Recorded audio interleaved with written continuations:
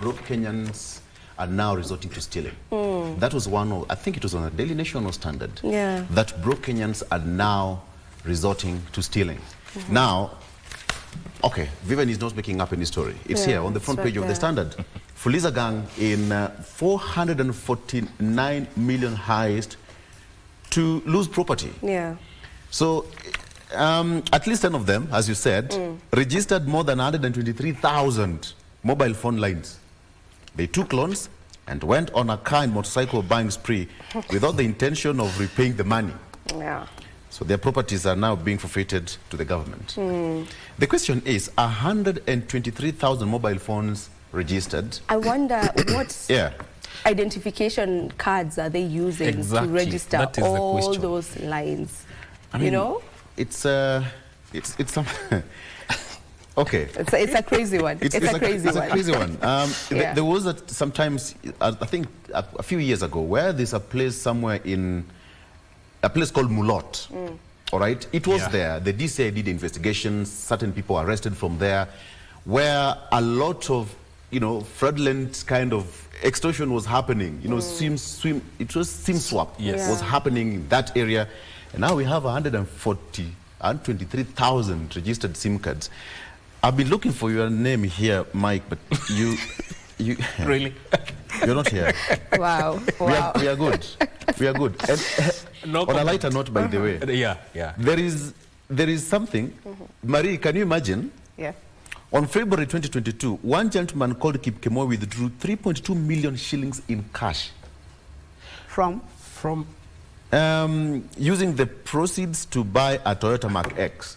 Now I see why. So they were taking the Fuliza loans and then banking the money. It's a lot of money. It's 2.3 million, 1.7 million. It's for me, I think, Victor, I think something is wrong somewhere. That's said and done. What measures have been put in place? Because this is taxpayers' money, isn't it? So and that money has just gone like that. And I believe banks have a lot of security measures. Exactly. I mean, you cannot just access that kind of money just like that. There has to be measures put in place. And so if that is not the case, then there are people to answer. There's some negligence somewhere. Anyway, before we get to know who Victor has on his panel today, Matters Politics, allow me to introduce the segment I'll be having today later on at around 8:30 a.m. and we'll be talking about mastering tax strategies. I am sure you'd want to tune in for that. I'll be having Dr. Regina Wanja Kengori. She is an entrepreneur and lead mentor at the Skill Up Mentorship Program. Victor, what do we have on politics today? Today being a Wednesday, of course, it's always a political buffet. We'll be taking a look at what is happening, of course, nationally and internationally. Elon Musk has been picked by the Trump administration. So Donald Trump has picked Elon Musk to serve in his administration. Taking a look at that and what are some of the international policy that we have with the United States, and we'll be taking different dimensions in as far as politics locally is also concerned. Taking a look at that as well. So Wilson Sosio will be joining me in studio. Wilson Sosio is former NATSEC Gen and nominated member of parliament. Dr. Nyaftali Nyamongo is a certified professional mediator and a governance expert. Last but not least is David Ali, who is a political analyst and economic analyst as well, and Felix Kavai, who is governance expert and diplomatic relations expert. That's a good panel that we want to have something to talk about. Marie. Indeed, interesting. Very good. Yes. Okay. So you thought I wasn't going to answer you? No, I got it. I got that. I think my bears too. Good. Thank you so much, and welcome to Good Morning Kenya. My name is Marie Yambo, and definitely I'll be bringing you up to speed with all matters news, where members of parliament call on the National Treasury to release 4.3 billion shillings required to resolve the lecturers' strike. And also the government inspects the multi-billion infrastructural projects in the coast region. I'll be bringing you up to speed with all that, but let's begin with appointments where President William Ruto has nominated the former chairperson of the Interim Independent Electoral and Boundaries Commission, that is Ahmed Isaac Hassan, to chair the board at the Independent Policing Oversight Authority. In a move aimed at filling critical vacancies within various constitutional commissions and state agencies, Ruto also nominated Sami Chepkwony to chair the Salaries and Remuneration Commission, while former Isiolo County woman MP, that is, Rehema Dida Jaldesa, has been nominated to chair the National Gender and Equality Commission. The head of state Tuesday announced a series of nominations for key public offices in response to recommendations from selection panels tasked with identified qualified nominees. The nominees, many of whom have extensive backgrounds in government and politics, are set to play pivotal roles in shaping policy and governance within their respective commissions and boards. Ahmed Isaac Hassan, the former chairperson at IEBC, has been nominated to head an 8-member board at Independent Policing Oversight Authority. Charles Orinda Dulo, an advocate of the High Court, has been nominated to head the Commission on Administrative Justice. Sami Chepkwony, an accomplished human resource professional with over 30 years of experience, will chair the Salaries and Remuneration Commission, while Rehema Dida Jaldesa, former Isiolo County Member of Parliament, has been nominated to head the National Gender and Equality Commission.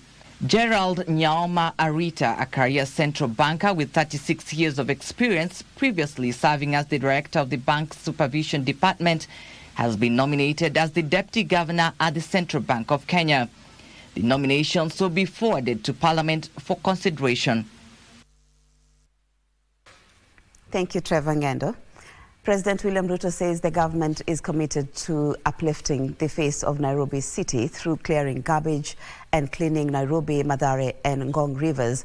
The head of state said that as the country's capital, Nairobi is the gateway to East Africa and must be restored to where former Environment Minister, that is John Michoki, left off. He spoke during a meeting with Nairobi Governor, area members of Parliament and the Nairobi River Commission at the State House, Nairobi. The meeting at State House Nairobi occurred a fortnight after the appointment of the Nairobi Rivers Commission. Karibuni sana. The head of state noted that it is time to restore the lost glory of Nairobi city by clearing garbage and clogging and cleaning the rivers. This is the face of Kenya. Many people who visit Kenya, the first port of call is the city of Nairobi. And therefore, it is important for us to project the image of the country positively. And that starts with the image of the city of Nairobi. The president conceded that the Nairobi rivers were neglected after the exit of the famous Kibaki era Environment Minister John Michoki. I know several attempts have been made before. Michoki tried and did a good job, but we dropped the ball after Michoki. So this time round, we want to do Nairobi River Commission in a different way. We want to clean the Nairobi River in a different way, in what other cities around the world have done. He revealed a plan to build a 54-kilometer long sewer line to help stop waste from being directed to the rivers. We need to contain the sewer that currently is going to the Nairobi River, to make sure that all the sewer that is now going into the river, we put it in the sewer line and deliver it in the right place. And then, of course, we are going to do other infrastructure. We are going to widen the river to between 20 and 30 meters in different parts. In conjunction with Nairobi members of Parliament, through the NGCDF kitty, the president said 5,000 classrooms would be built to accommodate the huge number of pupils and students in the city.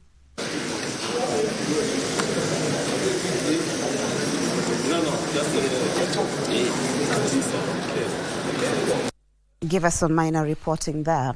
Now to matters health, where Kenyans across the country continue to voice their frustrations over access to healthcare services due to the teething problems facing the recently implemented Social Health Authority. A spot check by KBC Channel 1 revealed that patients seeking treatment for chronic diseases in Homa Bay and Kajiado County are experiencing several challenges. This, as the government reiterates its commitment to delivering quality healthcare services across all levels of hospitals. With the implementation of the new Social Health Authority, SHA, well in its second month, untold pain and suffering continue to be reported by patients seeking medical services in various parts of the country. A section of residents of Homa Bay County claim SHA has failed to provide affordable treatment options, as was the case with the defunct National Hospital Insurance Fund. This new system, which we will call ASHA, or what? SHA, does not work effectively. People go to the hospital, they are admitted, and when they are discharged, no payment. Where is this system, new system, leading to? In Kajiado County, kidney patients are grappling with similar concerns. Kajiado Referral Hospital's renal unit, which has a capacity of 10 patients, is currently overstretched. Nimeona wamenitumia message ya 10,500 na NHIF ilikuwa inatuma 9,500. Sasa naona SHA inaendelea, ni kwa sababu labda ni mpya ndio watu wanalalamika, lakini sisi imetusaidia. SHA haifanyi kazi. Hadi watoto wadogo tunalipishwa mpaka lap kila kitu, na watoto wadogo below 5 years hawafai kulipishwa. Sasa inabidi tunalipa tu. This despite Kajiado Governor Joseph Olelenko's order that dialysis services be decentralized to both Ngong and Loitoktok district hospitals. The referral hospital is experiencing congestion, and to decongest the same, we need to open those units in Loitoktok and Ngong, and that we look forward to achieving before the close of this year. The Ministry of Health is, however, expressing confidence in the new Social Health Authority's ability to deliver more accessible and comprehensive health coverage through the Social Health Insurance Fund. In an interview with KBC Sure FM Radio on Tuesday, Principal Secretary for Public Health and Professional Standards, Mary Muthoni, urged Kenyans to embrace SHIF, terming it the transformative step towards achieving Kenya's universal health coverage goal and bringing quality health care within reach for all. Thank you, Joseph Okungu. Now, the National Assembly Education Committee now wants the National Treasury to avail at least 4.3 billion shillings required to resolve the lecturers' strike. The members of Parliament engaged the University Academic Staff Union and the Inter-Public University Council Consultative Forum and observed that the Treasury was yet to commit to funding the collective bargaining agreement. The Education Committee is set to invite the Principal Secretary of Higher Education next week over the matter. The university dons who downed their tolls a fortnight ago have told MPs that there was lack of commitment from the Treasury to finance the 2021-2025 collective bargaining agreement. An interministerial committee was convened, chaired by the Principal Secretary Labour. And it was also attended by, in some meetings, the CS Labour and CS Education have attended, and the PS State Department for Higher Education. It is at the interministerial committee that the 4.3 billion was communicated by the government in that interministerial committee. The return to work formula agreed on a 7 to 10% basic salary increment depending on lecturers' job grades and a 4% annual increase on their basic salary. Chair, 4.3 billion is not pocket change, and it must be communicated in writing.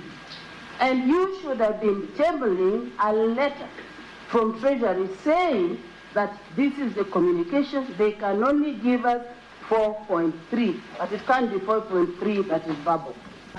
You have been talking about 4.3. Now, that was far before. But come on 6th, the PS wrote a letter requesting for commitments. To this day, today is 12th. 1 week after, But from your presentation, there's no reply to this, meaning the PS is evading a commitment that is not willing to carry. While Dons hold that they need 9.7 billion shillings to implement it, the Ministry of Education has only presented 4.3 billion shillings. The MPs are concerned that Treasury is yet to commit to the proposal by the Ministry of Education. Give us this 4.3 billion as their budget for the remaining 5.3 billion. But they should not put in their mind that it is only 9.7. There are other items that are supposed to be budgeted for.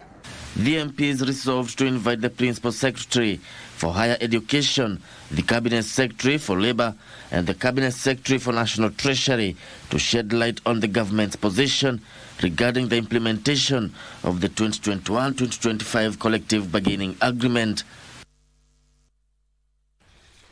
Thank you, Washira Gishuhi. 198 residents of Kwachocha area in Malindi are demanding compensation for their land acquired by the Kenya Airports Authority to expand Malindi International Airport. Elsewhere, a group of women who allegedly withdrew a total of 11.6 million shillings that had erroneously been deposited into their accounts at the Kenya Women Finance Trust Bank have pleaded not guilty to the fraud. Let's get more details with Ruth Wamboi on Scales of Justice. The 198 applicants told the court they fear that the Adani takeover of Jomo Kenyatta International Airport in Nairobi will affect all airports in Kenya and jeopardize their compensation. However, Kenya Airports Authority's lawyer Adho Chemeli opposed the application, saying that his client will only relinquish JKA to Adani Group. Justice Mwangi Njoroge of the Environment and Lands Court in Malindi will rule on the matter on 3rd December 2024. I'll give you a ruling date for 3rd of December, Tuesday. Elsewhere, trial magistrate Wandi Anyamu had harrowing experiences of women from different counties on how they were duped into fraud. By virtue of having bank accounts at Kenya Women Finance Trust, the women explained how each of them received text messages of strange deposits to their accounts ranging from 20 million shillings to 80 million shillings. Niko na account Gikomba ilifunguliwa. Ulikuwa umefungua account Gikomba? Hata sikuwa najua Gikomba saa hii. Thereafter, they received texts of withdrawal small amounts from their accounts before the scheme was flagged out and police arrested them. The women, who are mostly widows, called for leniency during judgment, claiming they did not understand the offenses they committed. Sasa saa zingine naona kama inakuwa ngumu. Alafu tumeke tuwasi mimi mjane. And the Court of Appeal has suspended proceedings at the High Court, touching on the indefinite ban imposed on senior counsel Ahmed Nasir Abdullahi and his associates. Justices Pauline Nyamoya, Agri Muchelule and George Odunga said the case will remain suspended until an appeal filed by the Supreme Court judges is heard and determined. The registry will now set a hearing date for the civil appeal in the December after submissions have been filed. Ruth Wamboi for Good Morning, Kenya. Thank you, Ruth. Let's look at matters development, where the 54 billion shillings Dongokundu bypass that connects Mombasa and Kwale counties has already started registering gains even before its completion. According to the Deputy Chief of Staff in charge of performance and delivery management, that is Eliud Owalo, the road, which is 98% complete, has seen the Likoni crossing channel decongested, allowing traffic to flow freely to the south coast. Owalo called on investors to take advantage of the mega infrastructural projects the government is implementing at the coast by boosting their investments.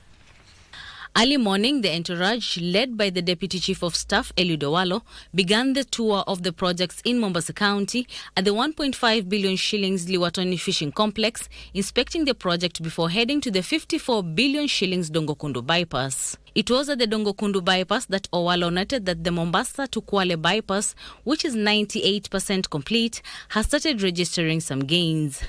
To begin with, in terms of attendant benefits, it's going to facilitate easier access from the mainland to the airport. It will also facilitate faster connectivity from the SGR terminus into the town, and it will reduce congestion at the Likoni ferry for those connecting from Mombasa to Kwale, because now you can use the bypass to connect from Mombasa to Kwale, and cumulatively it will reduce the overcrowding of traffic within Mombasa town. It was at the 40 billion shillings Mombasa Special Economic Zone Development Project where the Deputy Chief of Staff in charge of Performance and Delivery Management reiterated that the government has compensated residents affected by the putting up of the mega infrastructure, underscoring the benefits which include paving the way for new investors. I'm happy to report that one of the fundamental milestones that we have realized within the Special Economic Zone so far is to ensure that compensation for those who are displaced is at 90% completion rate. The remaining 10% will be sorted out by KPA in the next 1 week. There were certain small challenges which are not insurmountable, so all of those payments should be settled within the next 1 week. The government has put incentives to attract more investors, promising them a conducive environment to do business. We have got tax rebates by way of income tax, corporate tax, and even excise tax. So I want to assure prospective investors that the government will do its best to ensure that we have got a conducive and enabling environment for investors to deploy within this facility. And we are ready and willing, working together with all local leaders to create that necessary ecosystem. The entourage also visited Mombasa Southern Bypass Highway, the 7 billion shilling Nyali Affordable Housing Project, and the 25 billion shilling Mombasa Malindi Dual Carriageway. Owalo was accompanied by Gender and Affirmative Action Principal Secretary Anne Wangombe, Coast Regional Commissioner Rhoda Onyancha, Mombasa County Commissioner Mohamed Noor and Sherry Ariko, and Head of the Government Delivery Unit Lee Kyonze. The Deputy Chief of Staff will hold a stakeholders engagement forum at the Kenya School of Government. From Mombasa County, I am Ann Mburu. Ann Mburu reporting. Now, still on business, there is need for the youth to focus on comprehensive skills development to harness the immense income-generating opportunities online. Trevor Ngendo brings us more details. Traditional employment avenues are shrinking, leaving many young people without stable jobs. With over 700,000 graduates entering the job market annually and facing limited formal job opportunities, a portion of them are turning to the gig economy as an alternative. However, while this shift offers temporary reprieve, gig work presents its own challenges, including job insecurity and limited social protections. As a nation, we find ourselves at crossroads, where technology, innovation, and shifting labor markets present both challenges and opportunities. Gig workers not being paid adequately and also being exploited. These are young people who are just trying to make a living, but yet they are confronted with the issues of actually what we call profitability for other players coming from remote locations who actually cannot be able to support them as they should.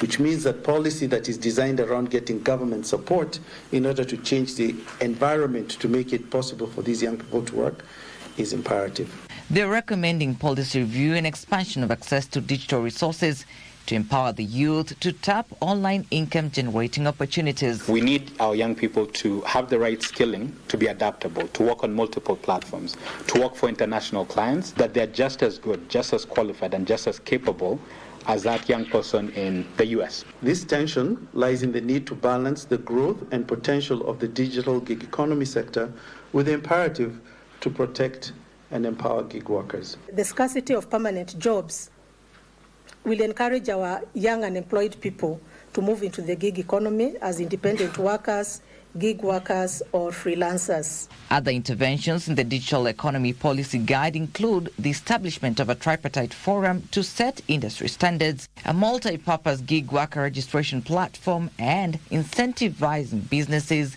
to invest in dignified gig work. The fishing sector in North Coast region has received a major boost after the government, through the Ministry of Blue Economy, launched a 175 million shillings fish landing site project at Kidongo area in Kisauni constituency, that is in Mombasa County. Now, the project is expected to be complete in 9 months, is set to enhance fish production, processing and distribution, thus bolstering the livelihoods of local fisherfolk and supporting economic growth in the North Coast, that is. Speaking during the groundbreaking ceremony of the project's Mining and Blue Economy Cabinet Secretary, that is Hassan Joho, revealed that the facility will also be equipped with state-of-the-art cold storage units designed to minimize post-harvest losses, hence providing the fishermen with the ability to store fish for extended periods before they access larger markets.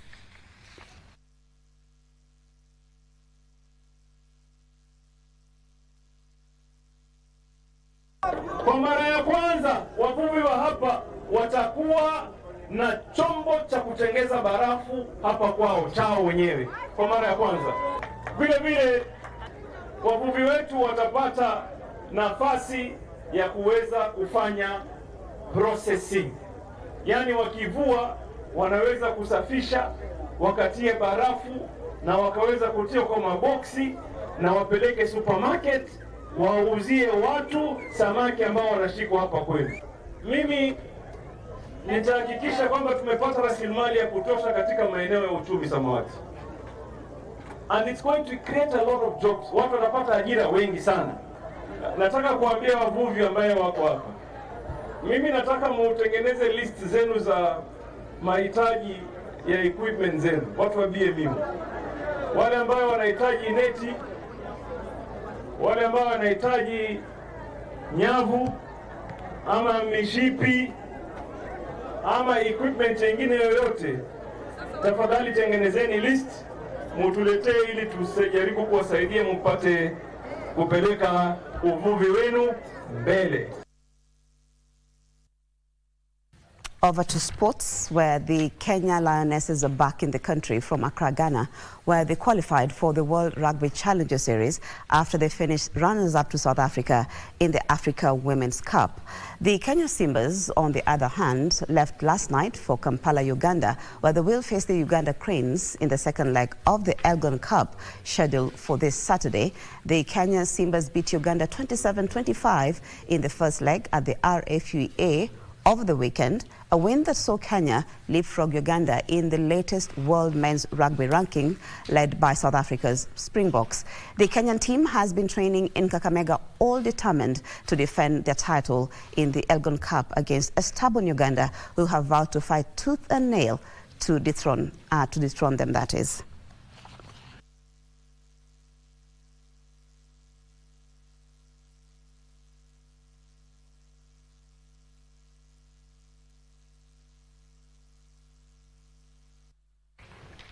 Well, that's where we end the news this morning. As usual, thank you for your company. My name is Marie Yambo, and my colleague Victor Lo is on standby. He'll be taking you through the viewpoints.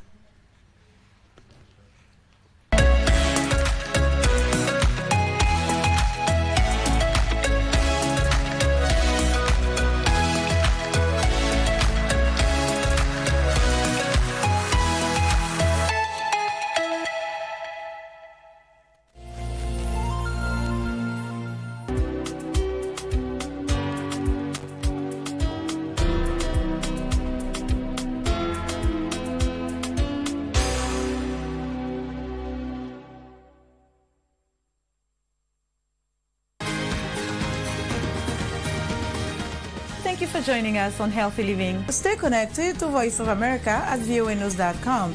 A look at your kidneys and how they impact your health.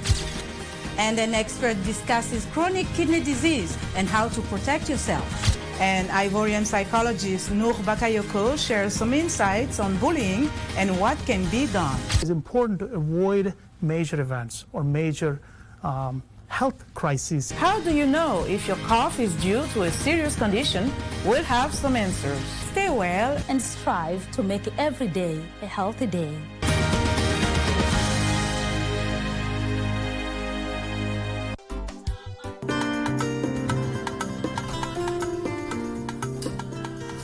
wewe ni nani na unataka nini? Ama kweli hapo kwa kujua mengi hujakosea, lakini kuna mambo mengine huyajui, hautakuja kuyajua na wala hauna budi kuyajua mpaka na hata kuyasikia mpaka pengine labda ukifa.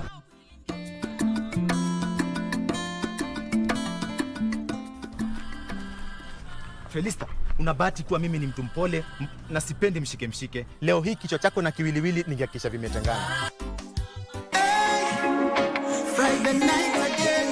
Greetings in the name of the Most High Jah Rastafari. My good name is Marley Moses, the positive warrior, alongside... Yes, sir, DJ D-Rage, the baddest. Each and every Wednesday from 10 p.m. on KBC Channel 1 TV.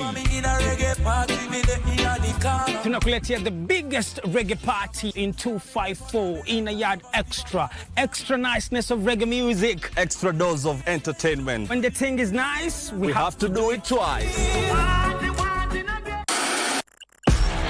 On KBC Channel 1, we are a TV station like no other. Get a taste of the best in entertainment. Yes, indeed. Feel the passion. Will you promise me? I swear that you will never lose me. I can't get married to you. I'm sure you knew about it. That's why you're making fun of me. Experience the drama. Get out. Who is the man in this one? And the laughter. Hii wigi umevaa kichwani. Sisi wakati tulikuwa tunapishwa tunapewa mheshimiwa.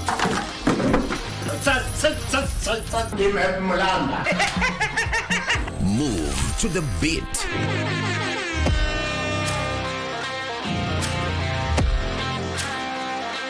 We are live from Broadcasting House. And get informed on the latest happenings.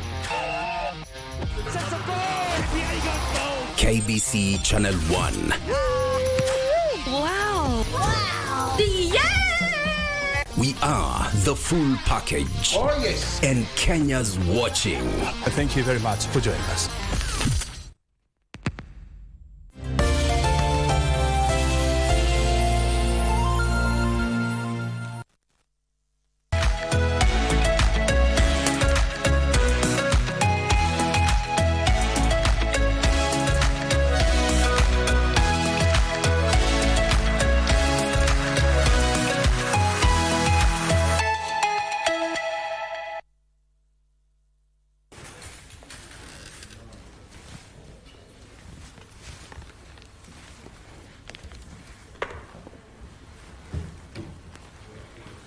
All right, welcome to Good Morning Kenya. Welcome back. It's coffee time, and all my guests have coffee time. Do you have a long shot? They always have their cups of coffee. Director, we have that shot? Okay. Director ameamua leo, ametufichia white. Very good. You see that? So, Sion, do you have your cup of coffee? Yeah, you have it. Oh, it's KBC. Who is texting you in the morning? Mwambie, you're already on air. No. Tell them you're here. I'm on several platforms, so I communicate with the entire world. He's paying bills. He's paying bills. He's paying bills. What happened? My bills are auto-pay. They're automated. Okay, good to see you, gentlemen. It's a beautiful Wednesday morning, and we can all say that we thank God for this day. Daktari Naftali Nyamongo, certified professional mediator and a governance expert. Wakili, good to see you, my brother. Good to see you. You have been so silent. What happened? Who shook you? You know, somebody shook you somewhere. No. There is a time and a season for everything. So this time was for me to go to the mountain and have some... Which mountain did you go to? Recollection. You know, mountain is relative. Prayer mountain. Wow, okay. So Sion also went to some mountain to pray, and I'm glad that his prayers were answered fully.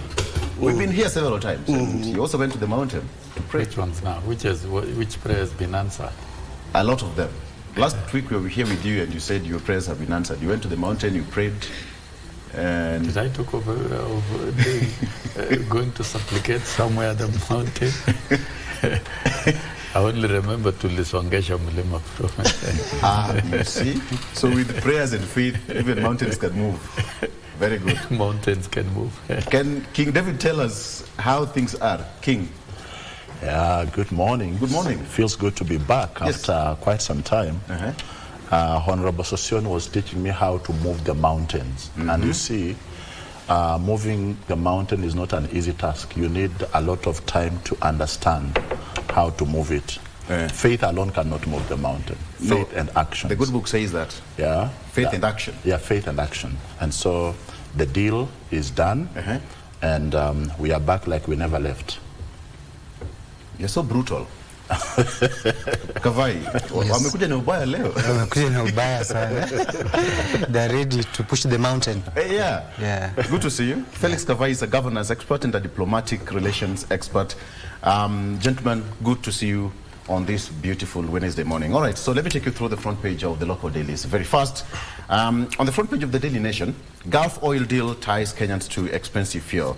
Gulf oil deal ties Kenyans to expensive fuel.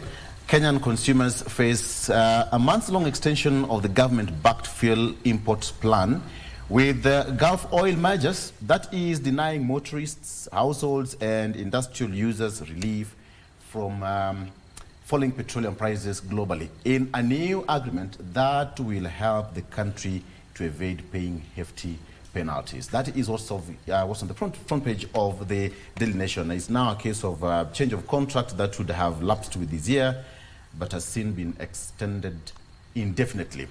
All right, new political parties in Gachagua, Kalonzo coalition. The nation has learned of a series of private meetings involving Mr. Gachagua, Mr. Musyoka, and DAP-K leader Eugene Wamalwa as they begin plans to run against President William Ruto in the 2027 State House contest. King David. Yes, sir. What do you make of that? It's interesting, really. It's very interesting to learn that some late night and private meetings will be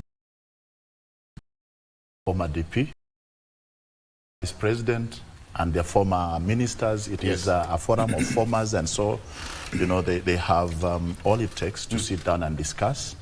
Planning is necessary, and knowing how dynamic Kenyan politics can be, I think it is wise and okay for them to meet and discuss and try to forge forward, because eventually there must be an opposition to President William Ruto's administration, and as it is right now, there is no any serious stable opposition to the government. Yes. And so from the look of things, I think the moving of the mountain, like Honorable Sosion would say, came also as a way of boosting that opposition structures by pushing Rigiji to their fold and making it work. So let's see how it unfolds. Let's see how it unfolds.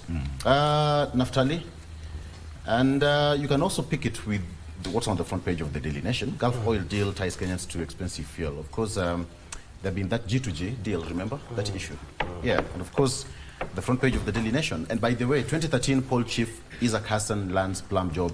There are several appointments that President made yesterday, and he's one of them who's landed one of the plum jobs in the government. Lecturer strike still on as pay talks flop again. University, that is more university student, academic staff are still on strike. Okay, so still on the front page. Yeah. What do you make of that?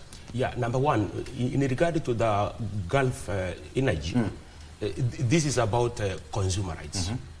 The government is trying to enhance or make better those consumer rights in regard to energy.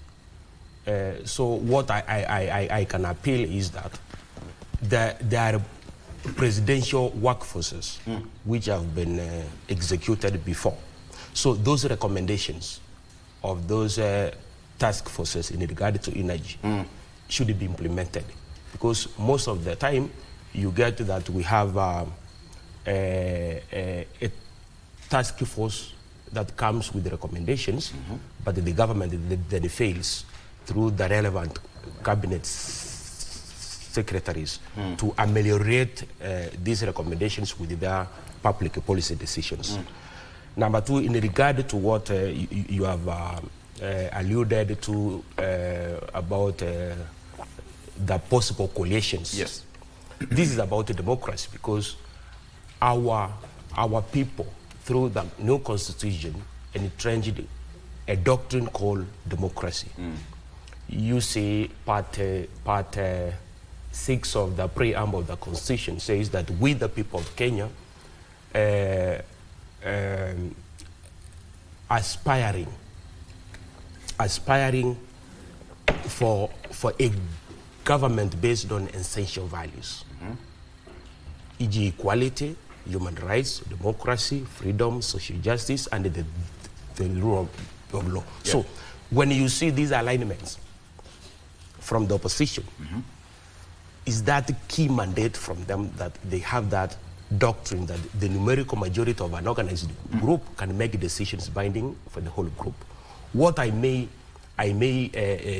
insinuate and try to impart to these coalitions that even if they sit down without having that element of meritocracy, that social system in which power goes to superior intellects, or the belief that rulers or those who are disposed to govern should be chosen by their superior abilities and not because of their wealth or birth. So when they come together, the Mountain, Rigiji, and the Kalonzo Musyoka, you see, they have to again accept their weaknesses. Are they fit for this office? Do they conform to the established standards or that legality, moral law or social convention? Are they fit? Because we do not want just leaders. A leader is somebody who is disposed to rule, guide, or inspire others. But all these three gentlemen named here, they've held different positions in the government. DAPK leader Wamalwa has been a CS, different administrations, Kalonzo Musyoka, we all know, and of course even Gachagua. So I don't know what you're talking about. No. When you look at some of them, I may avoid mentioning names. Okay, I hear you. Some of them previously have acted improperly. Okay. And even our public institutions have investigated them and have given them fair hearings and have found them culpable. So it is high time for them to think otherwise. They may come together, but to front another failure who is disposed now to inspire others with confidence, because we need that unbroken and undivided completeness from a state officer. Not just only because I have wealth or I come from this place that now I can govern or I can rule. When you see this, okay, it's on the front page of the Daily Nation. So when you see Kalonzo Musyoka there and Gachagua, apparently all of them are dressed almost in the same outfit. I don't know if this is maroon or red. The editor was a bit specific in the choice of the pictures there. So, Shin, what do you make of this? Because 2027, it seems that it's just across the fence. I think it's too early to, particularly for government to begin bothering about those thinking about 2027. President Ruto and Kenya Kwanza are extremely focused in delivering the promises made to Kenya and transforming the economy. Look at the inflation has settled at 2.something% down from 9%. That's tremendous efforts. And so diverting attention to look at some people are thinking about power, nothing outside power, and thinking about 2027 will actually be missing the point. However, they have every right under provision of Article 38 of the Constitution to organize and to think whatever they want to do in terms of political rights. That's provided in the Constitution. But that aside, Victor, as I have said, the president is now focused, and he has his own team, and is deeply involved in the delivery of the key agenda of his government, transforming agriculture and ensuring that there's food sufficiency and farmers get value for what they're doing, and there is focus in manufacturing and value addition within that space. That of course, there are strong indicators on the same. Doing a lot of work within the MSME space, because any economy will thrive most through the MSMEs, and there's a lot of work being done there, and there are indicators. The ICT infrastructure, in fact, expansion of about 18,000 kilometers of the optic fiber, and actualizing the utilization by the Kenyan youth and focus on having ICT hubs. That's a key delivery, more important than people who are organizing politically. The housing is taking shape. And Sosion, let's not forget. And let us not forget also. Let's also not forget, Mr. Sosion, that the then Deputy President started to what was called to campaign immediately after the election in the second term with President Uhuru Kenyatta. Let's not forget that. We've been here. So when you say that, let's not focus on these people. Now I'm telling you, you've been in that platform, and you know how. William Ruto and Rigathi Gachagua are two different individuals. This is Kalonzo Musyoka and Rigathi Gachagua and DPK leader. And who have been DPs, the two of them. Is there any problem of the two coming together?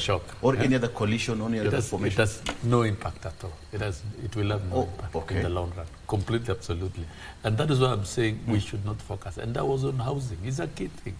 And then now the main thing that is on the table, which is docked by a challenge of Kenyans registering, some not even having IDs, and they're reporting in hospitals, is the rollout of universal health care. And those things are being fixed. So these are key things that need to be handled. We are talking about lecturers being on strike, so we need to fix the challenges within the education sector and ensure that the delivery of education in this country is equitable and of good quality. Those are primary issues that we need to talk about at the moment. I'll come to that. But now wasting time on people who have no impact on government policy between now and 2027, Let me I don't hear think what it has any political value at all. Very good. Let me hear what Oga Kavai says. Oga. Oga, good morning. Good morning.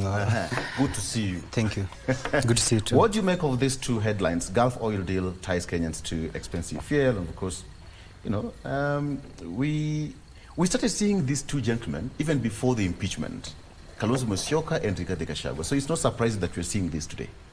Yeah, correct. It's not surprising that we're seeing Gachagua moving closer to Kalonzo with the possibility of forming a coalition. This was very imminent. By all factors, it was bound to happen, because Gachagua seems to be an isolated man. Of course, he's suffering in a political cold, and he needs friends. He needs people to be with him, and it's just normal and very obvious for him to move close to someone who is likely to compete against William Ruto. Although it may not necessarily mean that Gachagua will end on, with the relationship with the Kalonzo will end up on the ballot 2027, because Gachagua could also be trading with the Mountain Bloc to come and cut a deal with Ruto in 2027 again, because he will tell Ruto, hey, here the mountain is behind me, and if you need my backing, this is what you need to do. So he might come up with some conditions which might make him also cut deal with the President Ruto come 2027. So he might just be preparing the ground for that to happen. So it's not guaranteed that he might work with Kalonzo to the bitter end. But the reverse is also true. He could also work with him towards the end of near the elections of 2027. And to this extent, Kalonzo is backing on him to mobilize the mountain, to mobilize the tycoons in the mountain, because you realize in this country, if you do not have financial resources, you cannot stand a chance to becoming the president. Look, you want to compete with the person of caliber of William Ruto, a person who is wealthy, filthy rich. He has billions of money through his business empire and through other We can't authenticate that, though. Yeah, but he's a rich man. He has come. We can't verify. He has come. We can't verify that. He has come to public and said he's rich. He's blessed. Okay. So, for sure, he's blessed and he's rich. So, competing against him, you may need serious resources, and that's why Kalonzo is likely going to back on him. Who needs who? Kalonzo or Rigiji? Both needs each other. In the event they work close towards the 2027 and beyond, I think Gachagua needs Kalonzo in case he wins the presidency. He will have some, some support in any way or another. All right, great. On the front page of the Star newspaper, gentlemen, SHA Chief Executive Wachira suspended. That happened yesterday. And so that's the story on the front page. Continues on page 2. Ruto's plan to get Raila support for 2027 race. Again, talk of politics, with President William Ruto and his allies are aggressively courting ODM for political party backing in 2027, with the head of state's options having narrowed after the dramatic ouster of Rigathi Gachagua. Ruto is now regarded by some as a master or political tactician. Finds himself in a tight corner with Gachagua going flat out to snatch away Mount Kenya from his grip. It's more or less the same what you are saying here, gentlemen. That's what's here. Finally, what's on the front page of the Standard? Look at it. Fuliza gang in 449 million shillings heist to lose property. So it's a group of 10 youths who registered more than 123,000 mobile phone lines. I don't know what you've been doing with your life, David. They took loans. They went on a car and motorcycle buying spree without the intention of repaying the money. And now, their properties have to be forfeited to the government. It's a story that is worth reading. It's on the front, actually it's on the front page, but it continues on the inner pages on page 4 of the Standard newspaper. And for the Rumba lovers, who loves Rumba? All amongst you? We all love it. Yeah. All. The question is, who doesn't love Rumba? Yeah, who doesn't listen to Rumba? Who doesn't love Rumba? Okay. So Rumba legend Papa Noel dies at 83. So he was a member of the TPOK Jazz. Yeah, so if you mention TPOK Jazz, we all know what's that music all about. Okay, so we are taking a break very shortly, but let me ask you this question, Wakili. Now we are in this situation, and the SHA Chief Executive Officer, Wachira, was suspended, and SHA is just a month or so old since the launch and what have you. What is not happening? We had transitions from SHIF to SHA, NHIF, this and all that, and now these are some changes. What do you think must be happening behind the scenes? When you see someone, especially a public officer, being asked to relinquish their offices, it's not that they are penalized through ill will, because it's just a formality. This is the way the government operates. You see, maybe there are aspects of lack of integrity or honesty, especially susceptibility to bribery or the use of a position of trust for dishonest gains. So when you look at the government, there is one important organ which is called the National Intelligence Service.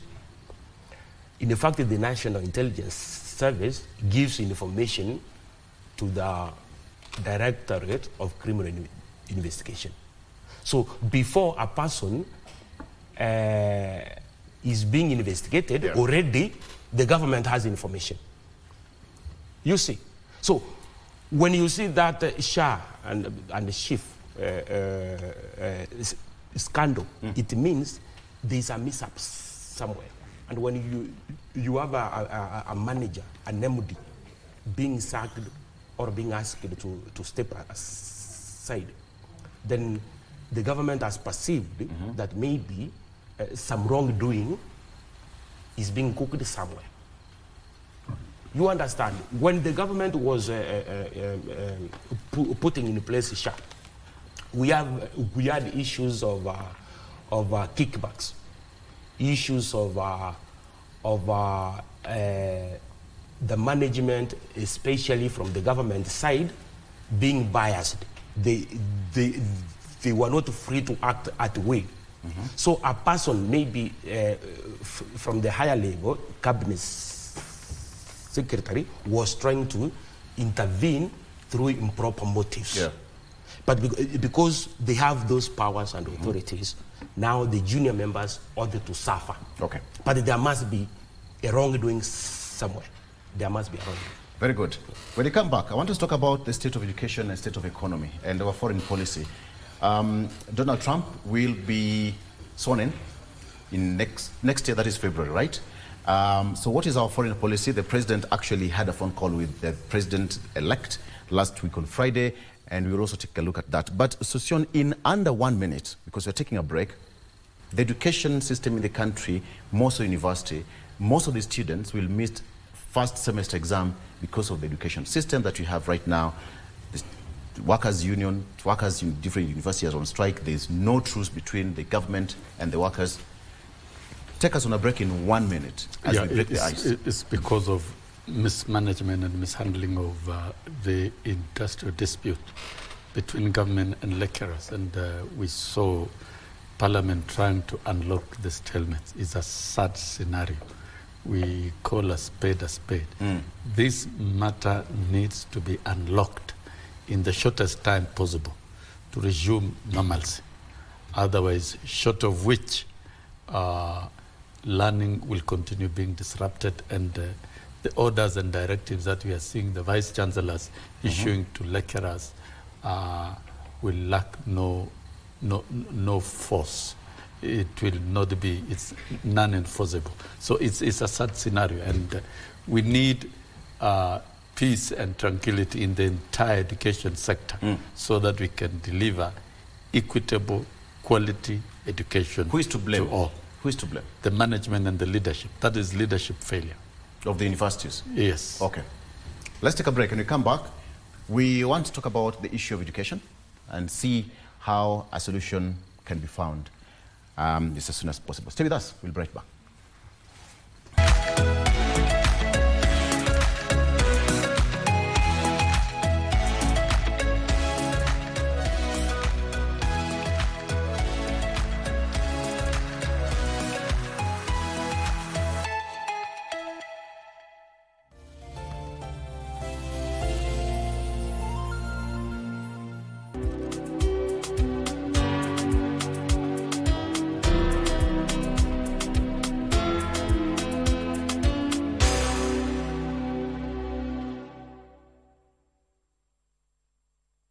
Tuko duniani kulingania dini ya Uislamu kwa walo duniani. Na waumini wote wa Kiislamu basi watakuwa ni wenye kupata al-izza wal sharaf, yani kuwa na fahari na kuwa katika kiwango cha daraja ya juu. Turudi katika dini, mafundisho ya Allah Subhanahu wa Ta'ala katika Qur'ani na yale aliyotufundisha na katuongoza nayo. Kula chakula vile dini yako inavyofundisha, vaa mavazi Uislamu unavyofundisha. Yani insana al-ams as-sakin fi al-yas makani.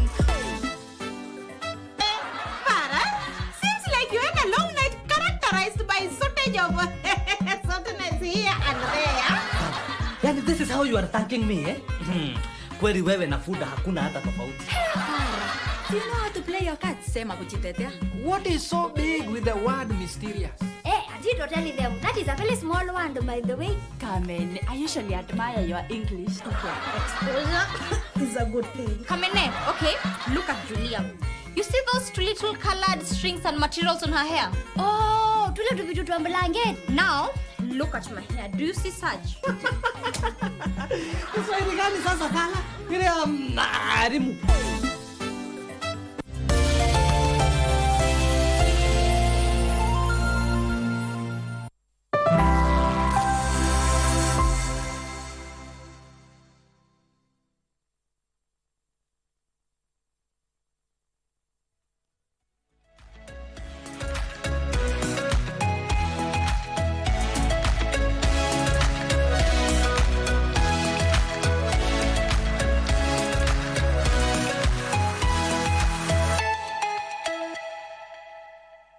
Good. What is the state of education in our country? David, what is your take? Victor, I have a little bit challenge on how the government is organized. And one of the challenges I have, this gentleman here, Sosion, everybody knows, he's a household name in Kenya. A unionist, a man who gave the government sleepless nights with Nat. And for some reason, they started finding solutions for the issues that were facing the teachers and everything else. We need the right people. When the president, back then, before the court overruled the CASs, Sosion had been given a slot in wildlife and tourism, some sort of that area. But if I had a way to speak to the president, I would say, get this man into the labor, so that we have the right people who speak to these issues. Now, we have industrial action with the medical staff. The doctors are threatening to go on strike very soon. We have the lecturers who are already, they have been on strike for quite some time. And every other person, before you know it, even wives and husbands will be on the street demonstrating of issues that can be fixed simply without even having to go to the streets. So I think there comes a time when we need to call our government to order. And to me, I think the government need to sit back and try to figure out who are the people that can do the right work and give them responsibilities, so that if they fail to do it, we would ask, why aren't you doing it? But then if you put somebody who doesn't understand the system, how things work, when they meet the strike, they go and start crying in the boardroom instead of solving the issues. And so I think it is about time that the government rises up to the occasion. Of course, we've had the stories of the government was not able to work because Rigiji was making a lot of noise here and there. Now that Rigiji is out of the picture, can government put itself in order, get the right people in systems? If there is a need for consensus or mediation, find the right team to mediate, so that we save the country from this mess that we are in. I was looking at the first year student at Moi University crying foul, saying, we were called only to arrive and nothing is going on. They have not, you some realize of them that this is they have not even given an confusion. orientation yet. Yes, there is a serious confusion in government. I think this is a mess the government ought to fix, and the government must rise to the occasion.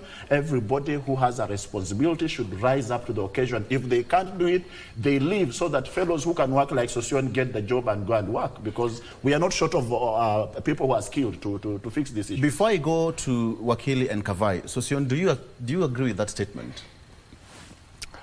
I've been a labor leader for long, and what we are witnessing, I agree very strongly with the views. First and foremost, parties should have struggled to avert a strike from taking off. You must struggle to avert. We must see efforts from employer side, putting meaningful efforts, engaging in meetings, convening meetings, engaging in negotiations. We should see those details. But we didn't see these efforts. The only thing we are seeing is criminalizing the strike action when it has taken off using court orders. That is the wrong way of dealing with the industrial disputes.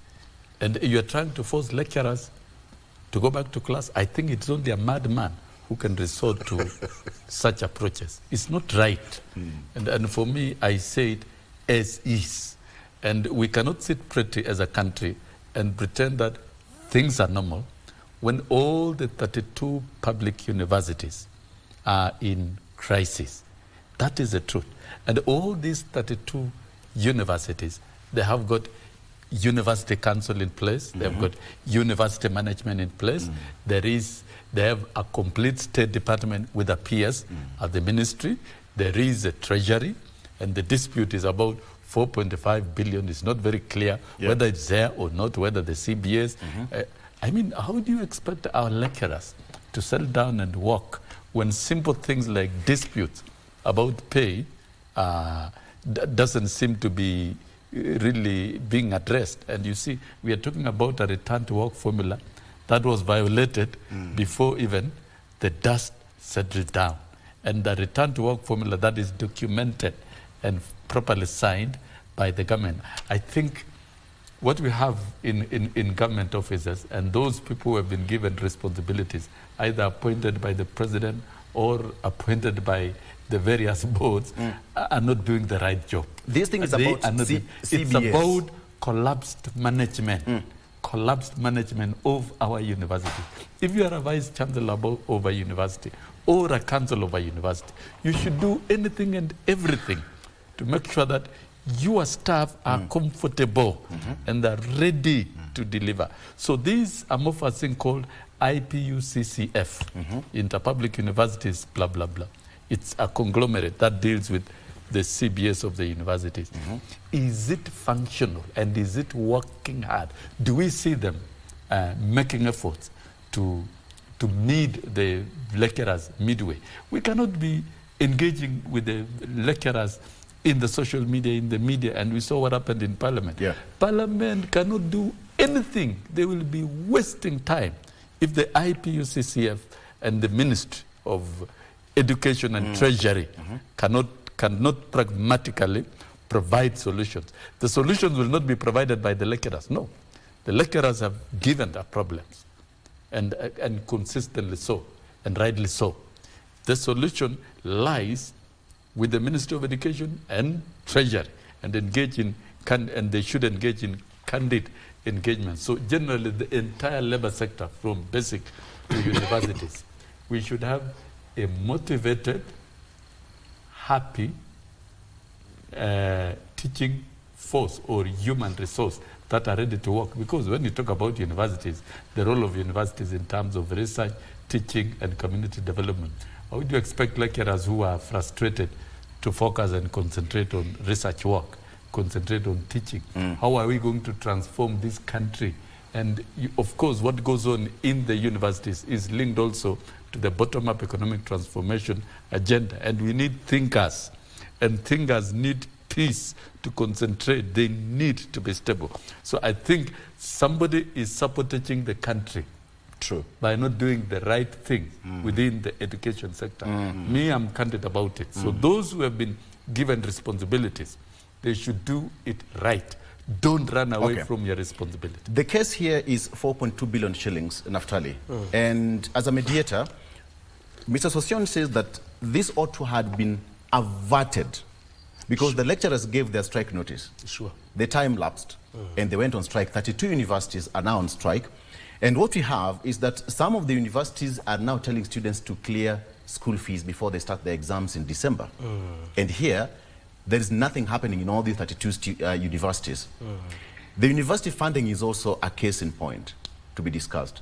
What is happening based on what is also said? Yeah, Mr. Law, you will allow me to agree with the King David that there are people who have particular expertise, and we need to acknowledge and recognize them.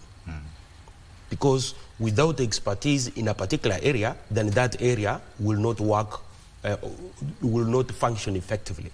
So Honorable Sosion, if truth be told, is one of those few Kenyans who is endowed with the capacity to reason, especially in regard to labor issues.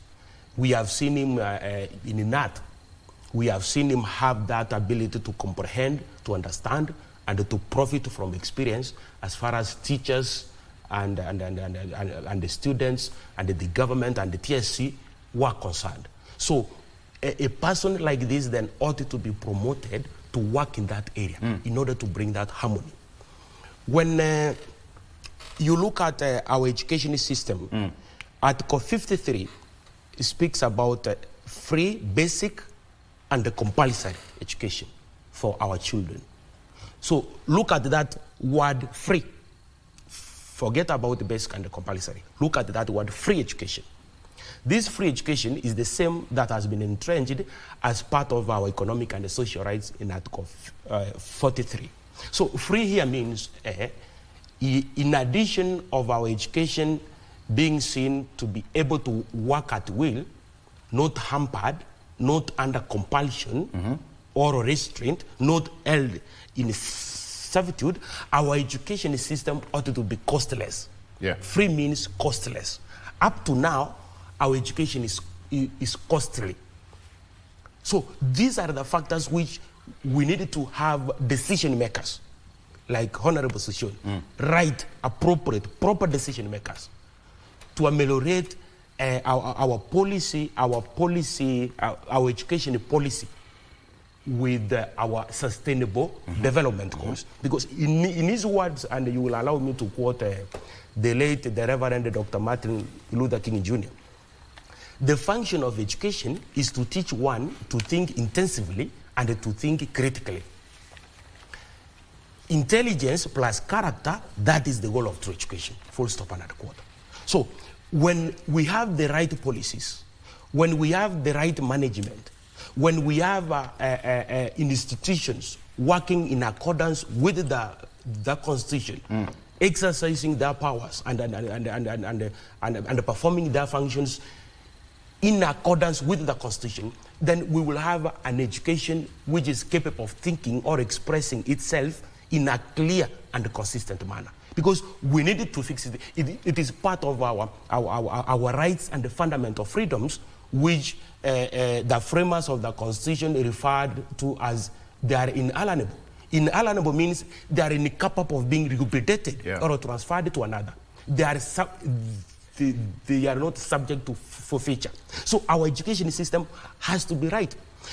What I may pick as one of the impediments, like now from people like Soshon, is that they are products of other systems, like now 844 and the rest. That is why now we have the CBC. With the CBC, you know a child right at the PP1 level that they are fit for a certain field. So that when now the child is grown up, is now disposed to have that quality of being adequately or well qualified physically and intellectually to work in that particular field. So it is very important for us to come up with those policies that bring harmonious relations in our education system. I'll come back to you, Session, shortly, because last Friday, Daniel Mugende, who is the chairman of the Vice Chancellor's Committee, said that there is no money to run the universities there, and the operations are almost coming to a standstill. He said that. But Kavai, looking at it this way, 32 universities going on strike in Kenya, and the money in question is 4.2 billion shillings. But the biggest one is return to work formula, as he said, and the CBS. Why is it that CBS are always a very hard nut to crack? Well, CBS are usually a hard nut to crack simply because when they are being arrived at, usually in most cases we've seen occasions where the government will only respond through a knee-jerk reaction when something has already happened. So in that process, they would just go to the table to come up with an agreement just to appease a particular institution for that particular moment only, hoping that over time the stakeholders which were involved will maybe forget about the agreement that they had come into agreement with. So usually it's just something that the government hopes to, it is intended to be fulfilled to the entirety, but usually in most cases what we've seen is never fulfilled to the full entirety. So it simply leaves us thinking that usually the government just comes in to maybe cool the situations at that particular very moment. So that's the whole reason why most CBCs don't seem to work. What's your take on that again, Mr. Sosion? Because you've sat on these negotiation tables a lot of times. Why is it that CBS are always not so easy to honor? Because what we're talking about is the 2012, 2025 CBA. In terms of industrial relations, where a country embraces functional industrial relations, collective agreements are entered mutually, freely, and without any duress, completely. Because the employers must project the availability of money, and by the time you append your signatures, on something that you know you are going to meet, and that is why there are free negotiations, no duress. And once the CBAs are entered, they are registered in court and they become legitimate documents. And return to work agreements are also legitimate agreements that must be respected. To me, I have watched employers over the years, particularly those of government. Employers in the private sector are more responsive. They are thorough because they would not like to see a minute or an hour lost in disputes and strike because that's a business entity. But those in responsibility in government are lazy. They don't care. They don't even apply their minds. And they see pressure from workers as trouble. So they don't even read. They sign, some of them append to documents that they don't understand, and they don't take responsibility thereafter. And that is why there's a lot of confusion. And so CBAs in government have been a big issue because of irresponsibility by those in management. Irresponsibility. But where you have responsible management and responsible leaders, an employer will do anything and everything to avert a strike and to ensure that an agreement is respected. CBAs in government are funded by the Treasury. So once they are signed and agreed, and of course approved by SRC, because they must be certified and approved by SRC before they are registered in court. And once that is done, it becomes law. I don't understand how such is also retracted, because I think those in the bureaucratic space of government look at CBAs as rubbish, but I think it is now time they understand that it is law. In fact, the previous strikes, the strikes that we have had for the last couple of months have been to do with violation of the provisions of CBAs which were mutually entered. It is not the right thing to do. Are universities... So I would say yes, the failure is with those responsible within employer spaces of government. Those responsible, because they must advise the Treasury correctly to release money. And when you look at the dispute, the money being disputed about is 4.2 billion for about 32 universities, 10 billion for teachers, and it doesn't accumulate to so much, and it's so little that it's not making even any significant effect in the same payroll of teachers. So I don't think we are treating our workers right. I don't think those in those bureaucratic space are doing things right. Once you enter a CBA, at least the beginning point, honor it in totality and in full. Then we can only have disputes in negotiating new CBAs. And when you are negotiating a new CBA... Naftali really understand. When you talk about dispute resolutions, Naftali.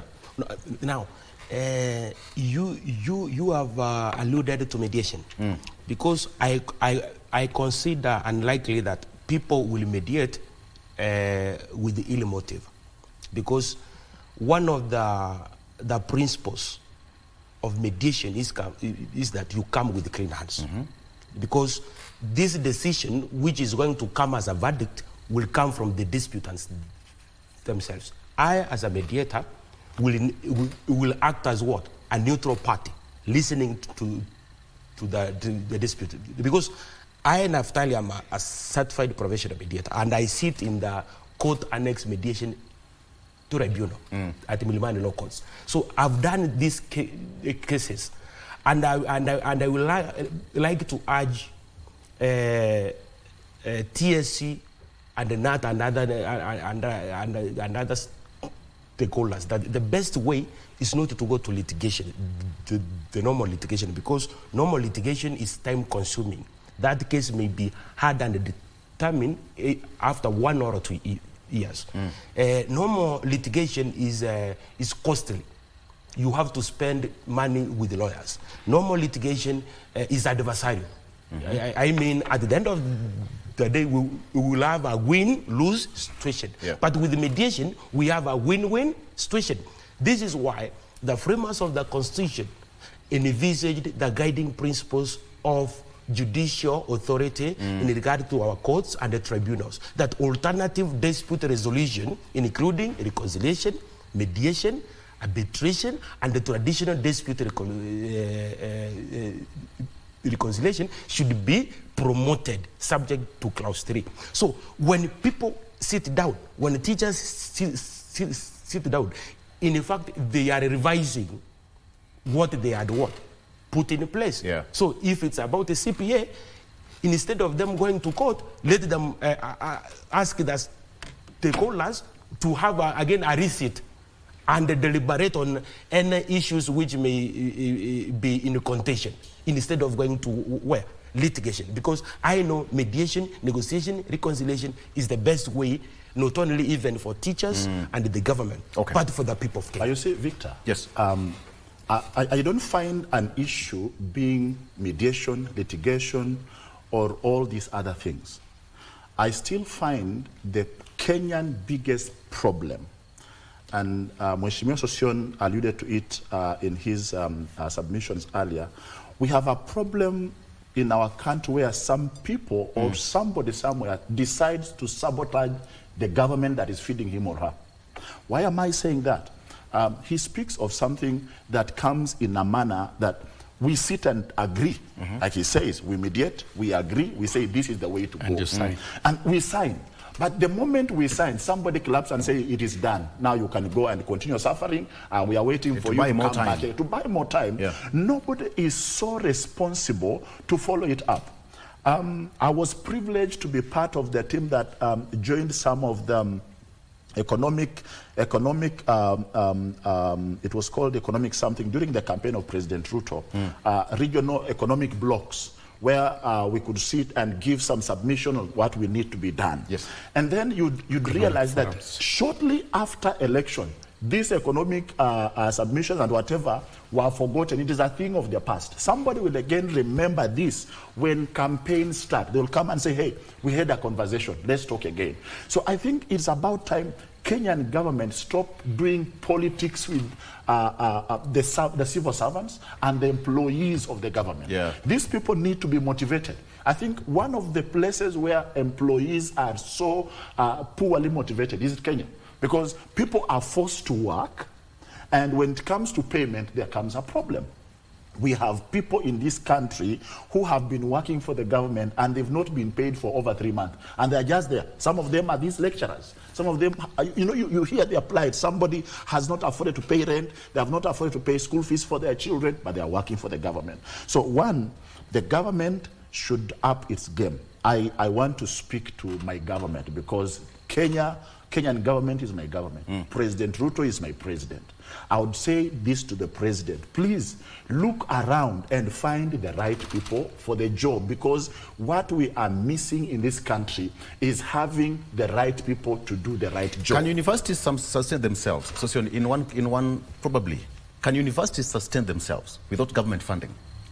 No way. Of course, universities majorly depend on government funding to survive. No way, that's a fact of the matter. Universities are public entities. Yes. And public entities that must be funded by the state.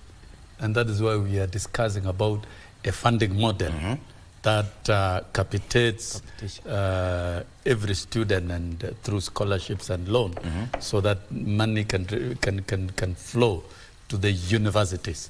Until and unless we deliberately fund the universities adequately, the universities will not be able to generate its own income through research and other programs and what you call self-sponsored students. Those are alternatives. They only complement, but it must be largely funded by the state. So what is the priority?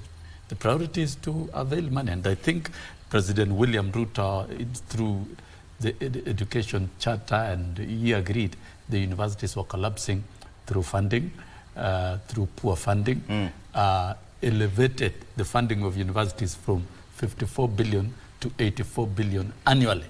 But the mode of funding, channeling money to the universities, had to be revised so that it is student-based. And that is why costing of the courses had to be done. But you see, enhancing from 54 to 84 billion is a great step. And enhancing higher education loans board, loans funding from 13 billion annually to 30 billion is a great commitment by government. Yeah. Now, what we need to do is to revise and check exactly what is happening.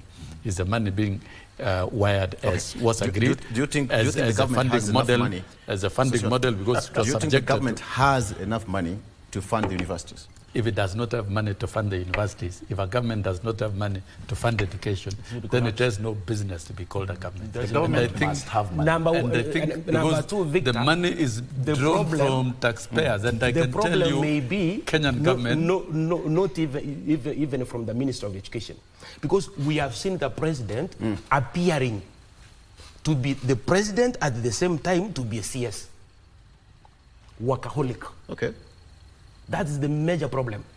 You know, if the president sat down and listened to the cabinet, because cabinet have decisions, responsibilities, and accountability. I'm sure he does. Individually and collectively. I'm sure he does. The problem with the president, our president, is that he ceases to be a president, then he comes down to be a CS.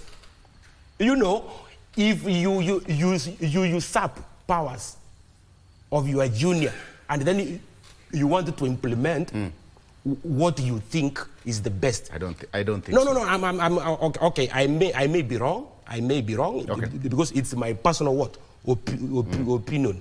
It may not be based on. It's not a judgment based on observable phenomena or an influence by emotions or personal prejudices.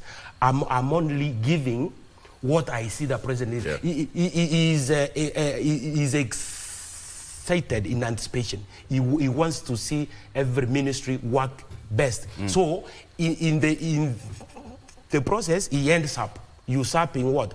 The powers of the juniors. Do you remember one of the town hall meetings where he was supposed to discuss about the funding model? Yeah. The CS for education, the Honorable Julius Migoso was there, but he denied him the chance to elaborate or to explain to the people of Kenya from the level. The CS was still new in the docket. No. I'm saying there is nothing like being new or fresh. When you enter into the office, you get acquainted with the policies. I disagree with him. I don't take a break. For this matter, I would want to disagree with him slightly. Top of the hour. Just slightly. I disagree that president is taking over the responsibilities. Okay. My thinking is, it is the people that are given responsibilities who fail to understand. And you see, if I'm a leader... What Sosion talked about, the structures and the system that people were put in place to actually to put the right people. Exactly. And, let's take a break. It is important. I want to fill your cup. I want to fill your cup, Mr. Sosion. No, very good. Even as we take a break. No. Let's take a break. We'll be right back. I know what stops him. Director. Let me fill his cup. Coming back shortly.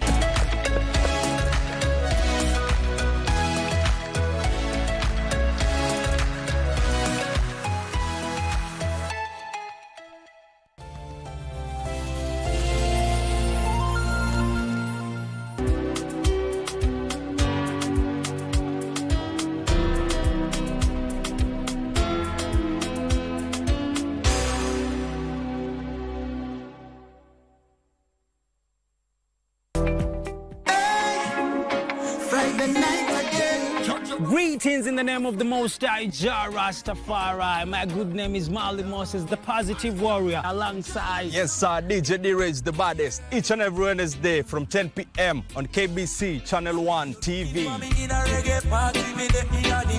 Tunakuletea the biggest reggae party in 254 in a yard extra niceness of reggae music, extra dose of entertainment. When the thing is nice, we have to do it twice.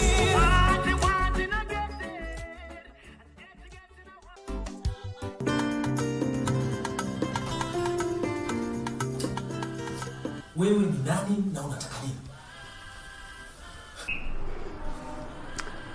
Ama kweli hapo kwa kujua mengi hujakosea. lakini kuna mambo mengine huyajui, hautakuja kuyajua na wala hauna budi kuyajua mpaka na hata kuyasikia mpaka pengine labda ukifa.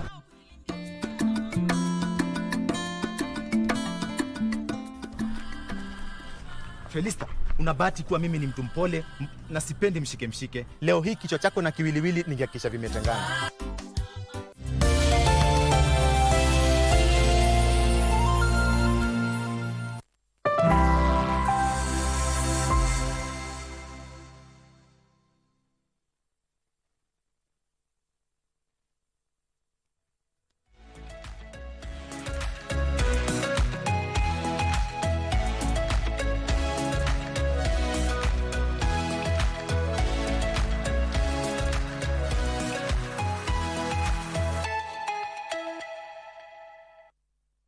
Very good. State of education in Kenya. All of us have passed through education, and that is the equalizer. True or false, gentlemen? True. And for those who deserve that opportunity right now, that is what we are trying to dissect, where the problem is. And something should be done. 32 public universities across the country, everything is now not moving. Kavai, before I come to David, you want to say something? Yes. Okay. Allow me I want to give Kavai the right of rebuttal. Okay. From the statement that was made by Daktari here, the senior counsel, about the president, that sometimes he overshadows and takes over events in a ministry. I think it's important, you must understand the organogram of government. The president is the head of state, and a minister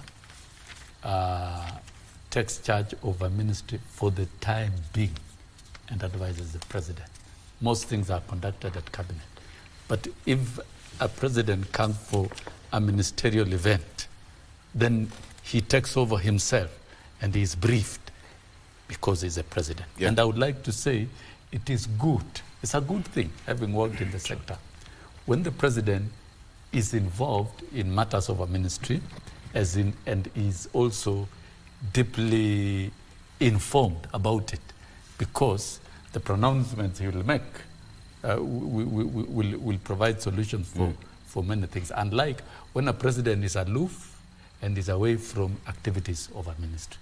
So I think let's accept one thing. Yeah. President William Ruto has a lot of understanding of education, and he can come down and discuss a matter directly with the stakeholders, like the town hall meeting, talking with students, and you can see where it is now. The funding model is being recalibrated based on the views and understanding and conversation with the president. The president is not a micromanager. The president will always try to see that the ministry is run in the most competent and effective manner. So once in a while, when you have the president around us in an event, let him run the show, because he's not there every day. Once the president resigns to his office at State House, those in charge, the ministers, the PSS, can pick up from there and move on. So I would say, from my history of agitation in education sector in the country, we do better when the president comes to the sector.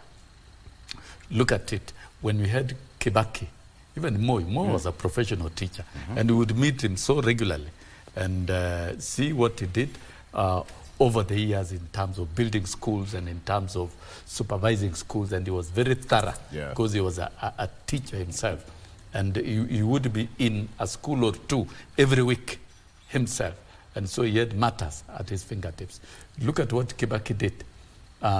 By involving and engaging with NAT, we entered an agreement of collecting taxes in the country, paying for free education. It became a big legacy on him by getting involved. And of course, look at the people he deployed to the ministry at the very early stage. George Saitoti, a former Minister of Finance, a former Vice President, was deployed as a minister. And a lot of work was done. And so when you have a president concerning himself with education, education does better. So from Kibaki's involvement, A lot of funding came into education, free primary, free secondary, and then now building of universities in every county by the time he exited. So that the entire 10 periods, it was Kibaki putting money. Great. We had Uhuru, but of course he had his own issues. But you see, when he had this common sense around education, he would get things coming in. President William Ruto, before taking over as president, we sat with stakeholders, signed a charter, discussed so many things, which are very extensive. And even now, if you discuss with the president, he will pick on the issues that we discussed with the stakeholders. So I think the issue, the challenge that now we have in the sector is how the bureaucrats within the space of the leadership of the education are translating the president's charter and implementing it correctly. And so that is why I say it is wrong for us to have lecturers magic stick, in the street. What is this magic stick that should be done then? Because you're talking about the system, people who are in place, the office and all that. Hold on. Felix, what should be done? True, the education is now in a very bad state as we speak right now. The worst of it all being the new students who just joined the universities are now back to their homes due to the strike. The whole issue that is getting us where we are right now, it boils down to the revenues, the revenue issue. The government is not raising enough money to finance all the government sectors. The government is not raising enough money? Yeah, of course we've seen on a number of occasions where KRA has not been able to meet its targets. 4.2 billion shillings is not so much for the government to fund education, Felix. It's true, it's true. 2 billion is not too much to fund, but you realize the 2 billion you're talking about... 4.2, yes. 4.2 billion. Yeah, yes, it's okay. We have some other sectors which also needs the funding. And if the government is not able to raise all this money in the right way, or if it's not ready to raise this money, then it becomes a problem to even find the 4.5 billion that you're talking about. So I think for me, where I sit, I think it's all boils down to the revenue issue, because the government needs money and there's not much money to pay for all these workers. If there were enough money, we wouldn't be having a situation where we can see county government going into months and months of not paying the workers. So clearly there's a revenue issue that this government needs to tackle. And how do we solve the revenue issues? The government itself is not supporting the business environment well, where we've seen businesses are closing down each and every day. If you just walk down the streets, you realize a lot of shops are closing down because people are not able to raise rent for their shops because of the low purchasing power from the consumers. And this just boils down to an indication that there's not much money in circulation, and the little that is in circulation, people are still withholding. So revenue is the issue from where I sit, and I think the government needs to do whatever it can to support the revenue collection measures from KRA, and that could be through supporting businesses to raise enough money to transact well, new companies, new investors coming in. Yeah. So for me, it's a revenue issue. It's a revenue issue. Then another thing, I think over time we've realized that the public universities have been suffering financially. They've been finding it difficult to meet in the financial obligations. And there's a time we had of an occasion where there was a possibility of bringing the private sector to take over some of the public universities which are not able to meet with the financial obligations. And I think it was the right way to go, because if the private sector comes in to take control of some of the public universities, it will be at least something that could help in one way or another to help manage the revenue issues that these universities are suffering from. We also have a lot of blue chip companies in this country which are making billions and billions of money in terms of profits. I think the question we should be asking ourselves is, when these blue chip companies make a lot of profit, do they have a CS program place that supports the, maybe say like the students, like what we've seen some of the banks, you know, through sponsorships. So we need to come up with a law in Parliament. I don't know if it's there, but I think we need to come up with a law where if a company makes a certain amount of money, it should set aside a certain percentage by law to finance critical areas like the education. Yeah. Okay. David, you're shaking your head. I've been shaking my head over the issue of government not having enough revenues or not being able to collect enough taxes. The issue is not about taxes or revenues. The issue is management and poor communication. Let me add that. Management, because one, the government has all it needs to set in motion all the resources that are needed.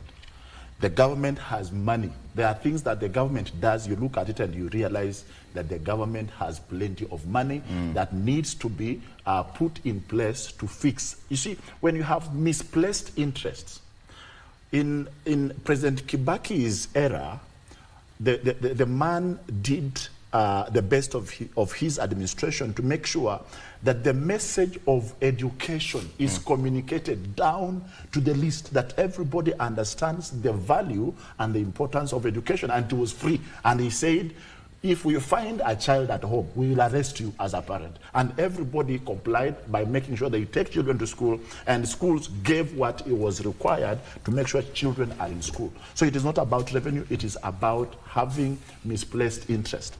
And earlier on, you asked Daktari about the suspended SHA CEO.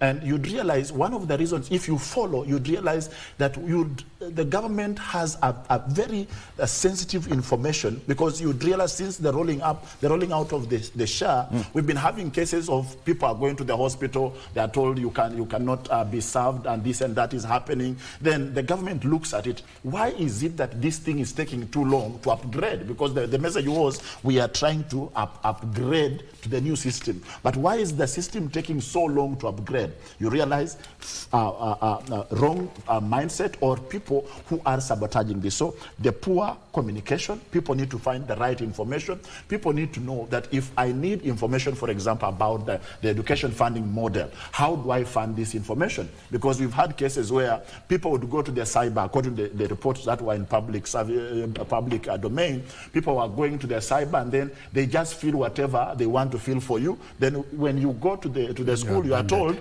you are in a wrong band. And you see, lack of information. Tell people, let the children and the parent know, for you to benefit from this model, you need this and this and this.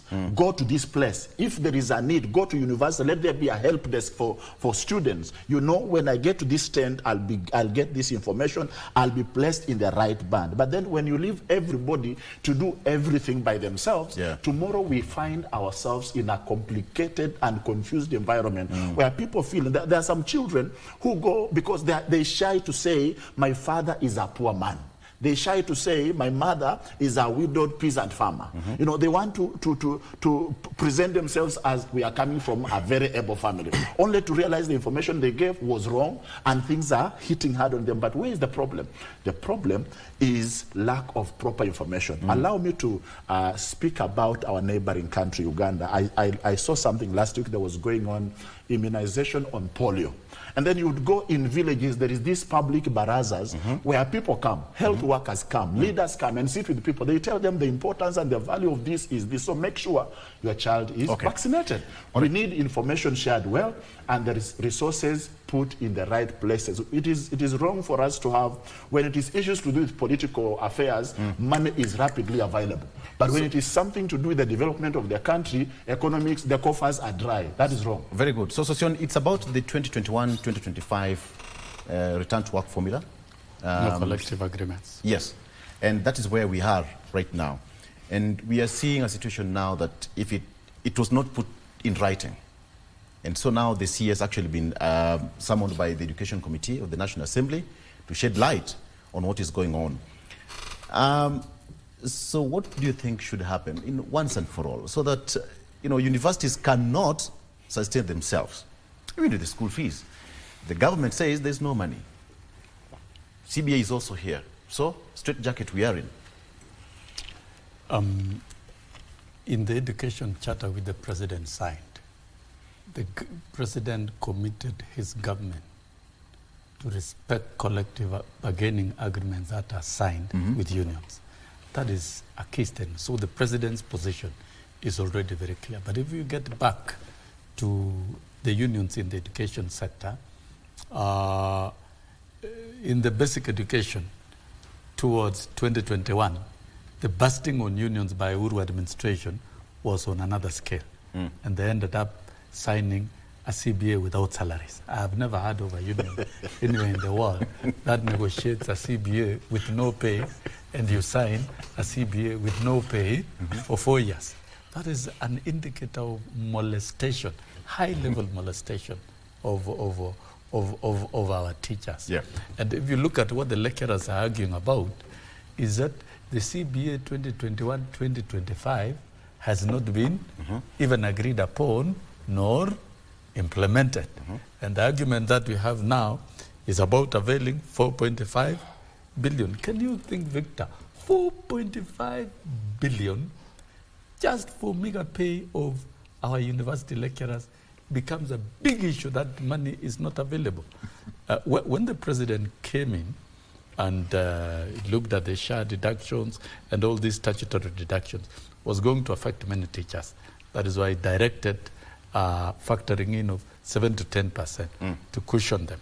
And that translates to about 22 billion in the 2 years. Yeah, because the president was wondering about workers who signed an empty CBA, and they're expected to be subjected to a lot of deductions. So who lied to also them? Expected to work. Who lied to them to sign an agreement without money? No, of course they were intimidated, you know. And you know why I left. I left because I stood very firm that the right things had to be done. The government lied. But the dictatorship of that administration really was on the highest level against workers. Okay. And this is what Kenya Kwanza administration is trying to correct. And I want to believe these issues with the lecturers, the Ministry of Education and Treasury should clear it once and for all. We should have our lecturers back in class so that we only deal with the only challenge of funding model and how to avail money. Which a case is now, coming up Victor, the question is, next month. The question is, the solution to all CBAs is availing money. Can Treasury avail money for the CBAs? And we stop these disputes so that then we allow the new funding model to keep injecting life to the university, so that by next year, by the next financial year, we should be evaluating the financial status of the universities as coming back to normal, and also we should be evaluating the motivation of staff at the universities as being comfortable. Look at Moi University. Now is an ISO. It's a university shutting down because of mismanagement. The problem we have in this country, particularly in the education sector, is poor leadership and mismanagement of institutions therein. Even if you bring an angel president and you have the wrong people managing those institutions, the problems will persist. Great. So I think there needs to be a lot of surgical review of the leadership of these universities, restructuring them, and even of the entire education, so that we have the right people leading in the right positions, so that the human resource in the entire education sector is motivated and is ready to work and is ready to participate effectively in the transformation of the country. So let us not talk about lack of money. The money is there, the citizens are paying revenue, the limited money that can be availed, let it be availed. And proper negotiations, proper agreements entered into with the unions. But don't pass the unions. Don't mistreat them. Don't put off unions. Don't do those. Those are primitive and draconian actions that should not be applied. Let's come back home again, briefly, because we're running out of time, gentlemen. How is the economy doing? Daktari, state of economy? Tukimaliza. Before the economy, please. Time, we are out of time. Please, a minute. Because it is highly recommended that we look at what the law says in regard to the cabinet and their decisions and their responsibility and their accountability.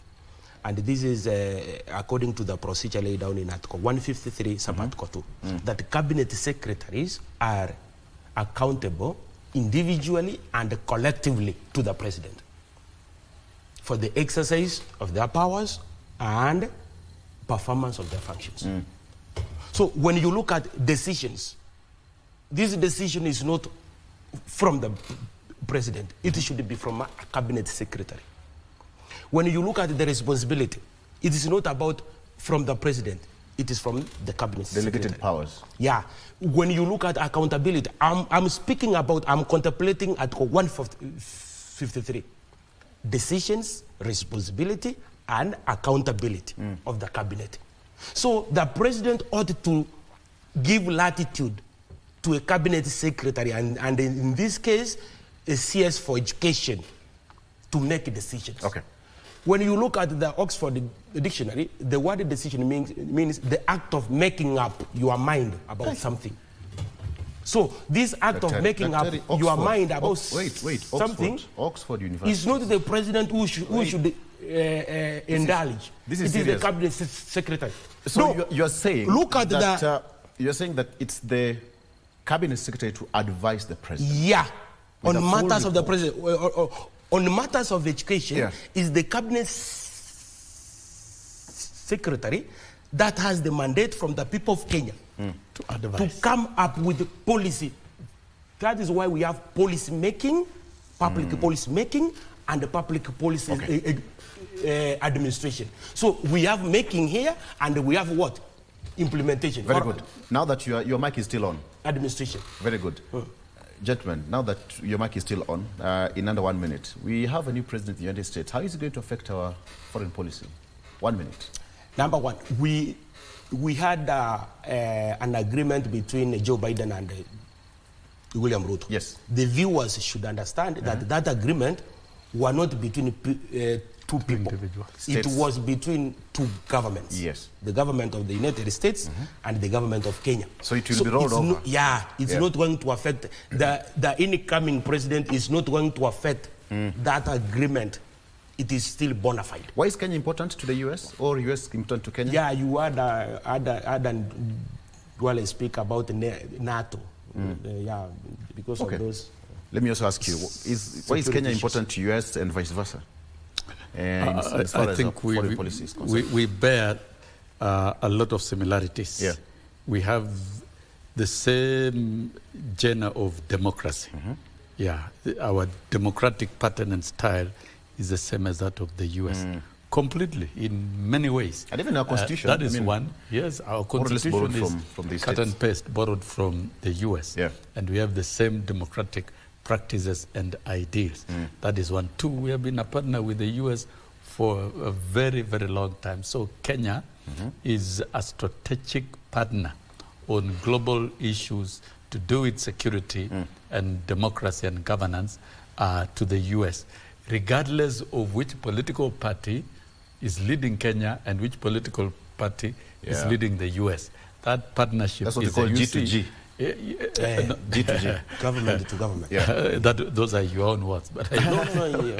But he said that it doesn't matter who is in power. It's about the government. It doesn't matter. Yeah. Uhuru was there the other day. There was partnership, and there was Obama. There was Trump, and then Biden came, and then here we have Ruto. There was Joe Biden. Now there's Trump.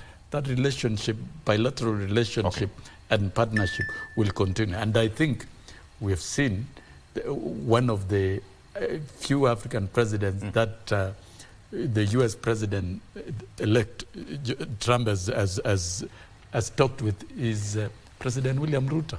So that should tell you the importance and the priority of Kenya. So in the diary of the new president. We are in safe hands. We are in good books. We are in safe hands. Let us continue engaging in international relations that lives beyond our times as government and as president. Thank you. King David, you said that we are in safe hands, right? Yes, we are in safe hands. Remember, Haiti mission is still on? Yes, and it must continue. It must continue. It won't stop. Like he says, during the first term of President Trump, President Uhuru visited White House and they had discussions, and I guess some agreements were agreed upon. So Kenya, being one of the best countries in Africa, because everybody asks themselves, how did the Gen Z do things in Kenya, and we are still moving on? Because Kenya and America have a lot of similarities, and we have no choice but to continue working together as two countries that respect the rights of people and democracy as well, as we continue. So we are safe. We are safe. Felix Kavai, diplomatic relations expert, we are in safe hands. Yes, we are in safe hands because USA sees Kenya as a strategic partner when it comes to Africa affairs, and particularly in East Africa. We are been positioned to be the gateway to the East Africa market. And of late, we've seen a lot of US companies coming to set shop in Kenya. And most recently, we had Starlink company, which is owned by one of the American tycoons or entrepreneurs, which is gaining a lot of momentum in this country. We are also going to see more and more other investors from America setting shop in Kenya, beside the investors who are already here talking about the Microsoft Corporation, the Facebook owners and all that. So in terms of business, we're going to see a lot more of business investments from the American side to Kenya. And in terms of Kenya benefiting from this relationship, we recently saw the Labor Minister going to sign an agreement with the USA in terms of maybe how we will dispatch or export labor to the USA. So I think there's a lot that we're going to benefit from. Not forgetting about the security, the Haiti mission, which is very critical to America. So we've seen our forces who are there, and we can expect the continuation of the funding of this mission to Haiti. Yeah. All right, gentlemen, that's where we wrap it up. Unfortunately, we have to end it there. Thank you so much for joining us. That is Dr. Naftali Nyamongo, certified professional mediator and a governance expert. Next to him is the one and only Wilson Sosion, who King David said that should go back to NAT office somewhere. Is it Ronald Ngala? No, if Sosion goes to that office, teachers will not teach. We want him to go and solve problems in the Ministry of Labor. I tried to pull your leg. I tried to pull your leg. Why do you think teachers will not teach? No. The kind of noise Sosion was leading teachers to make every day. We don't want that. We want solutions. Was it 3 months? We want 3 months of holiday? This man led one of the most brutal barbaric industrial actions. Barbaric. We don't want that. That was most organized. That was brutal.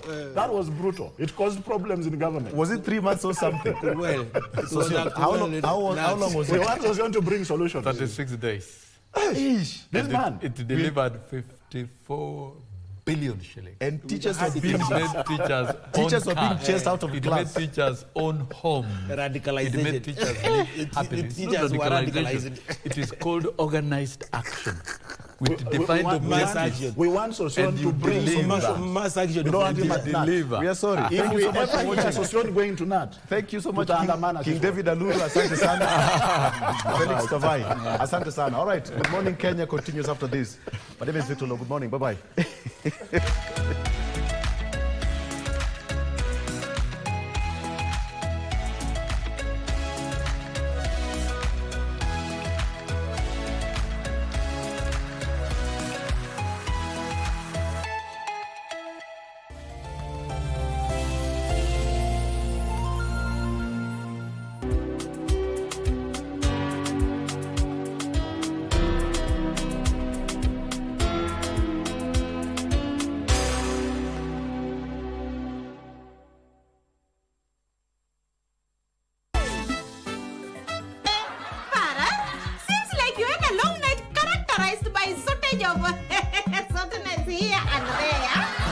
Yani this is how you are thanking me, eh? Kweli wewe na Fuda hakuna hata tofauti. You know how to play your cards, sema kujitetea. What is so big with the word mysterious? I did not tell them. That is a very small one, by the way. Carmen, I usually admire your English. Exposure is a good thing. Carmen, okay, look at Julia. You see those two little colored strings and materials on her hair? Oh, now, look at my hair. Do you see such? Kiswahili gani sasa pala? Ile amarimu.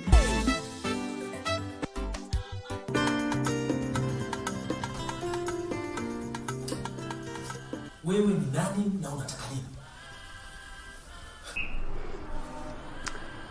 Ama kweli hapo kwa kujua mengi hujakosea, lakini kuna mambo mengine huyajui, hautakuja kuyajua na wala hauna budi kuyajua mpaka na hata kuyasikia mpaka pengine labda ukifa.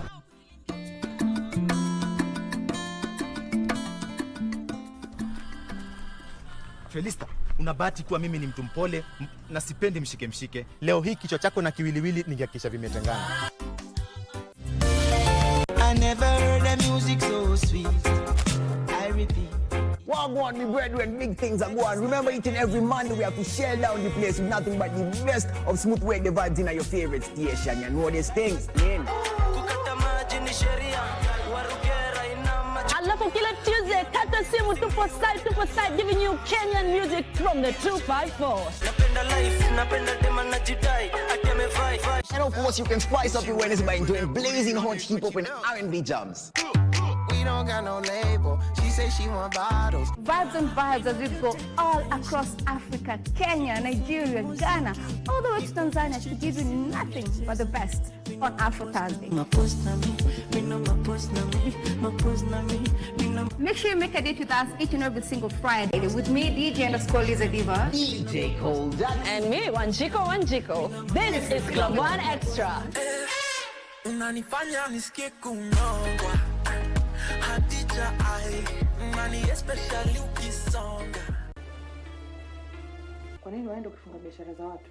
Kwa sababu hazikufuata utaratibu wa kiafya kama vile Kiza alivyopendekeza. Kiza? Wewe Kiza ndo nani? Kwani wewe ni nani hasa? Unaweza mpango pale kwa kiongozi. Kalume, mimi niliamua sikuiti tena kabisa. Kama ndo kukaa ukae kivyako na mimi nikae kivyako. Watu wa kisiwa hiki wanakulaumu wewe. Hii uongozi lazima tuuangushe. Hivi sasa kila mtu alalamika hapa kisiwani. On KBC Channel 1, we are a TV station like no other. Get a taste of the best in entertainment. Yes, indeed. Feel the passion. Will you promise me? I swear that you will never lose me. I can't get married to you. I'm sure you knew about it. That's why you're making fun of me. Experience the drama. Get out. Who's the man in this one? And the laughter. Hii wigi umevaa kichwani. Sisi wakati tulikuwa tunaapishwa tunapewa mheshimiwa.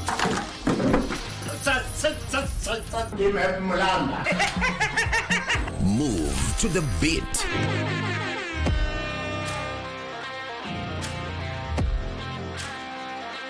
We are live from Broadcasting House. And get informed on the latest happenings. KBC Channel 1. Wow. Yeah! We are the full package. Oh yes. And Kenya's watching. Thank you very much for joining us.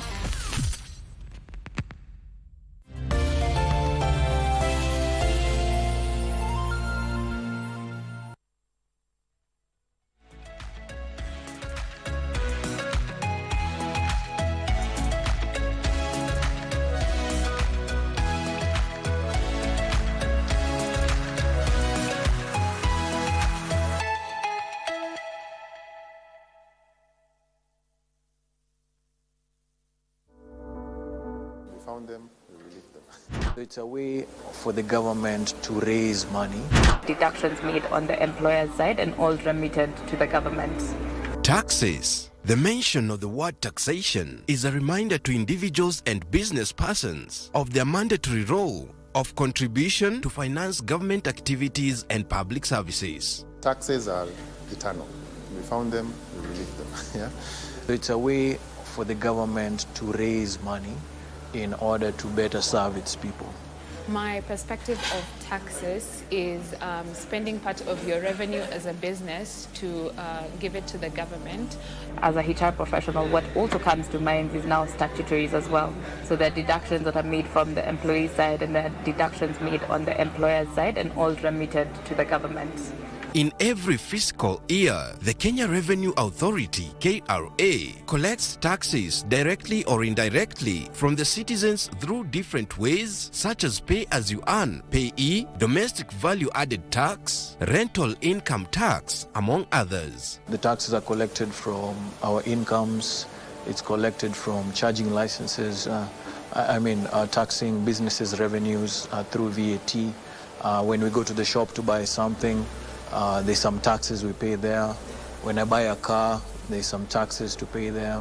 Because of this, it is the expectation of each taxpayer to receive top-notch services from the government after contributing from their hard-earned money. So taxes actually ultimately should go into helping the citizenry through public services. The more efficiently they collect tax, the better the service we expect from the government. In businesses, value-added tax, VAT, is one of the taxes that businesses expecting to make taxable supplies of over 5 million in a 12-month period are obligated to comply with. For businesses, there is a threshold that you need to meet to be VAT compliant. VAT obligated taxpayers at the time, or currently, taxpayers who've hit a cumulative turnover of 5 million shillings. So, that's something that you could hit in your first year of business, your third year, your fifth year of business, for example. To ensure that all businesses are issuing valid tax invoices, KRA introduced electronic management systems, eTIMS, in 2023, targeting VAT and non-VAT obligated taxpayers. eTIMS as a policy was published by KRA in January 2023. And this was based off experiences in other countries where they were starting to digitize the whole process of collecting tax information in real time. The ETR and TIMS machines focus largely on VAT taxpayers, whereas eTIMS focuses on both VAT and non-VAT taxpayers. So basically, previously the VAT taxpayers were around 250,000. With eTIMS now, it's potentially millions of taxpayers that have been brought into this tax bracket. The adoption of the new technology by KRA came with its own share of challenges. Business owners complained of lack of adequate knowledge in the transition journey to eTIMS. It was a mixed bag of emotions. Why? Because one, they don't issue the systems in and of itself, the analog computerized systems that we use to be compliant with eTIMS. You have to get it from different providers. A lot of people, especially the non-VAT taxpayers, maybe some of them have never filed taxes before. So some of the questions people ask is, okay, fine, if I get onto eTIMS, what happens next? Many companies saw this as maybe late timelines. They did not have an adequate amount of time to register or maybe learn as much about the system, because the problem that we are facing the most is sensitization and awareness. Not very many people know about how to be eTIMS compliant. The business people might not have the understanding or the knowledge of how the technology works. Because on the one side, KRA says by rolling out eTIMS, they'll be able to collect taxes better using this particular technology. But in any technology rollout, there are certain steps that are useful to follow. To make tax collection a seamless process for business owners, Ken Wanjau, the founder and CEO of Digitax, outlined some of the steps that could be applied to make eTIMS less mystical to the users. So in terms of making it more knowledgeable or applicable to the tax base, I think it's three things. So the first one, I think, is really a lot of education. What is eTIMS, who's impacted by it, and then the second is helping people on board. So how do you onboard? Right now there are very many options or ways to onboard. As I mentioned, you have everything from USSD to integrating with complex systems. So it's a question of how do you onboard, making that process as easy as possible, and a lot of work has been done in that regard. And then thirdly is just really the constant education and information and knowledge sharing with taxpayers. Technology continues to redefine different sectors, including the business industry. It is therefore advisable to uphold technology and enjoy the benefits that comes with integrating technology in our day-to-day lives. So right now we're seeing trends in things like artificial intelligence.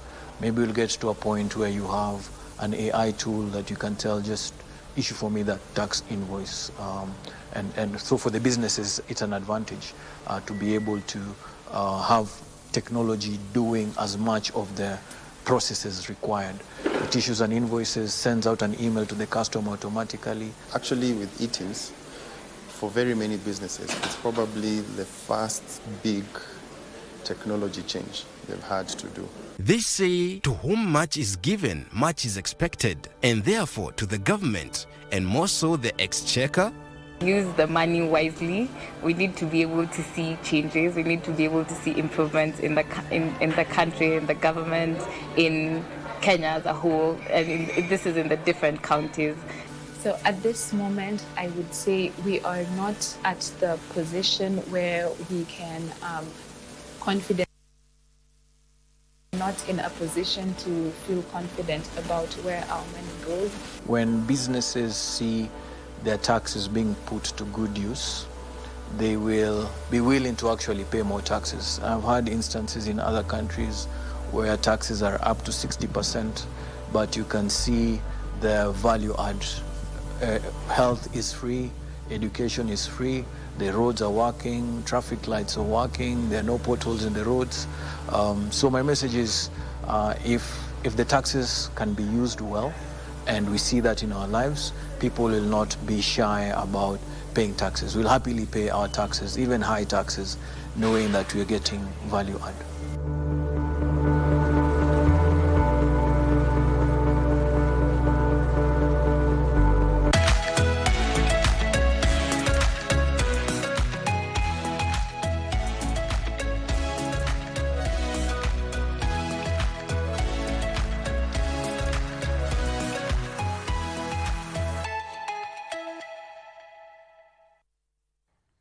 And that tax feature has very rightfully ushered us into our next conversation, which is on the same thing. And today we are talking about mastering tax strategies. And to help us dissect that particular topic, I have with me Dr. Regina Wanja Kengori. Dr. Regina is an entrepreneur and the lead mentor at the Skill Up Mentorship Program. Welcome to the show. Thank you so much.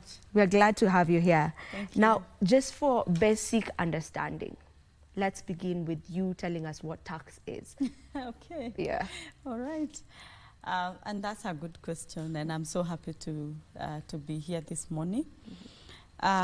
So taxes are a way of collection, is the collection of money for government expenditure. So for government to be able to give services, to be able to do development, they need money. And that money is collected from us citizens in our businesses, in our salaries. So it is collection of that money for government to be able to run its services. Yes. So that's what tax is. That is tax. All right. Yes, that is tax. We have different obligations depending on the nature of your business, depending on who you are. So there are so many taxes and levies that are there. Okay. And speaking about that, how about you just mention some of the taxes, the types of taxes in Kenya? Okay. So for businesses, we have the corporation tax. If you register in a business at the moment, it must come with the corporation tax. We have turnover tax. We have, for smaller businesses who are doing business, we have value added tax. That is tax for consumer products. When you buy flour, sugar in the supermarket, you pay a bit of a value added tax. We have pay as you earn for us or people who are employed, right now we have those deductions. And when you talk about deductions for employees, we also have other deductions, the SHA or the SHIF, NSSF, housing levy, and we have the NITA. So it is a combination of all those levies, especially when it comes to salaries. We have withholding taxes. If I come somewhere and I do professional services, we have the withholding tax that you do 5%. We have rental income tax for landlords, especially for residential properties. And we have stamp duties. We have excise tax. There are excisable goods out there. So if you buy water, for instance, or you buy liquor, beer, wines and spirit, they are excisable goods. So there is a stamping that is done on that, is a different tax altogether. And depending on the business that you're doing, you might find that some business is, for instance, you're a manufacturer of water, you might find that you have almost everything. But if you're doing export, you're not having some other like export, that like excise duty. So it depends on what you're actually doing. There are much more. There are levies. When we come to the county levels, there are levies, licenses, parking fee.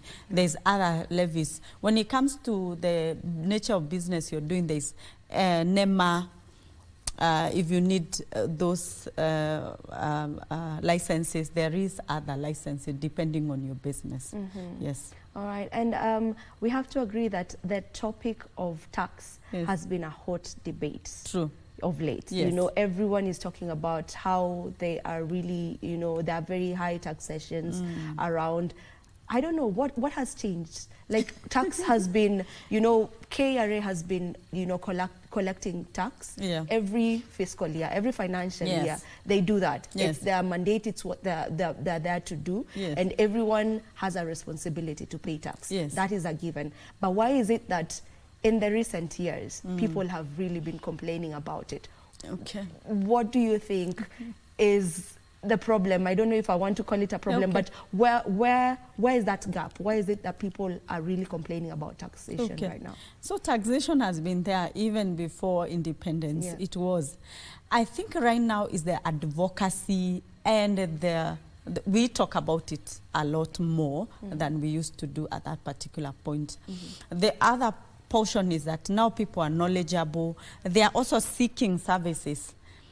Because at the end of the day, when we say we are collecting taxes, on the other side, we should see expenditure, free education, free health. So people are more at a position of demanding that we are paying now. Let's see on the other side. Also, we have issues of budgeting that has been so high, and our collection has been not very efficient with the budget. If you remember the budget for 2024-2025, we were coming to about 3.9 trillion against what was collected or what was proposed to be collected, about 2.5 trillion. So meaning that the budget is way, way high.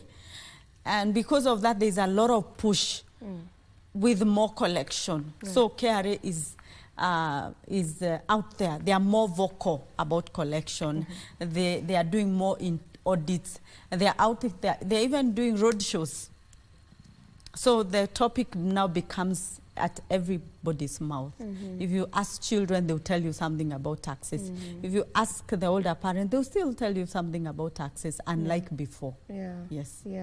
And what's the best way maybe for to go about tax collection? Looking at it in the I want to look at it at the eyes of a common mwananchi, someone who's watching us right now and they are unemployed. They haven't had a job probably in the last 3 years or 2 years, or even just this year. What's the best way to go about collecting tax? Having that person in mind who's feeling like, I don't even have a job, you know, but when I go to get my products at the supermarket, the VAT is really high. At the moment, the purchasing power of Kenyans is quite low. We must admit that. So people having incomes, disposable income to actually spend is a problem. Yeah. And this is because of from COVID issues and all the issues that we have had. But most probable because the government is not able to meet its development goals. So for instance, when we collect taxes and that taxes are used for recurrent budget, paying salaries, paying just for maintenance, there is no money for development. So there's a lot of money in circulation for people to actually use that money and have the purchasing power. So the purchasing power is quite low. Yeah. So this person who is not employed, we find that there are things in the supermarket or in the shops that are very, very expensive. Also, we also see the cost of production is very, when we talk about items being high, it's not just VAT. We also look at the cost of production. So the cost of production long time ago is not today. Right now, the fuel cost with the Finance Act 2023, the fuel VAT was from 8% to 16%, and fuel covers everything. So all the production cost went up. If you talk about imports, there are so many levies at the import level if you're importing raw materials. So at the end of the day, if you're doing sugar, the costs for production is so high. By the time now you put 16% becomes much, much higher. So even as we look at taxes, because what KRA says and what the government also says that we are operating at 16%, well, some of the countries in East Africa are at 18%. But what about our cost of production? So that at the time now we releasing, we have seen issues that people are not producing in Kenya. They prefer buying that final product in China. Yeah. If you look, and the same way, if you look at the egg production possibly in Uganda or Tanzania, by the time it gets to our port, Mombasa, where there's the biggest consumer of those eggs, is much cheaper than us here in Kenya. So our production is also a problem. At the end of the day, when we now add on taxes, it becomes even worse. So what's the best way to mitigate that? A lot of subsidy. So when we look at the previous government was able to give subsidies in fuel, but I don't know if they're in a position because of loans also debts. The debts that the government is paying to external, they had borrowed a lot of money, so still eating on the taxes that we are having. So I don't know the issue of subsidy where it would come in. We had issues of like agriculture. When you look at our country, we say agriculture is the backbone of our country. If we go to the way we had the project of fertilizers, when people have something to eat, things becomes much easier to be able to work. What they should do is work on the economy to just make sure that there's circulation of money. Interest rates, right now the interest rates are at 25%. Even borrowing money right now is a hard nut. And also not just interest rate, because people are not repaying loans. By the time a loan is approved, there are so many processes that this entrepreneur is undergoing. So the government should look at the loans the way they had done a capping to just make sure that the entrepreneur is able to get loans to do business. They should work on inflation. They should work on making sure that the agricultural sector, the backbone of our sectors, they can be able to give subsidies so that at least things get much better. Well, that's the best way to try and just, mitigate this, and so that everyone gets to feel at least like things are fair, because at the moment people feel like it's not really fair on them.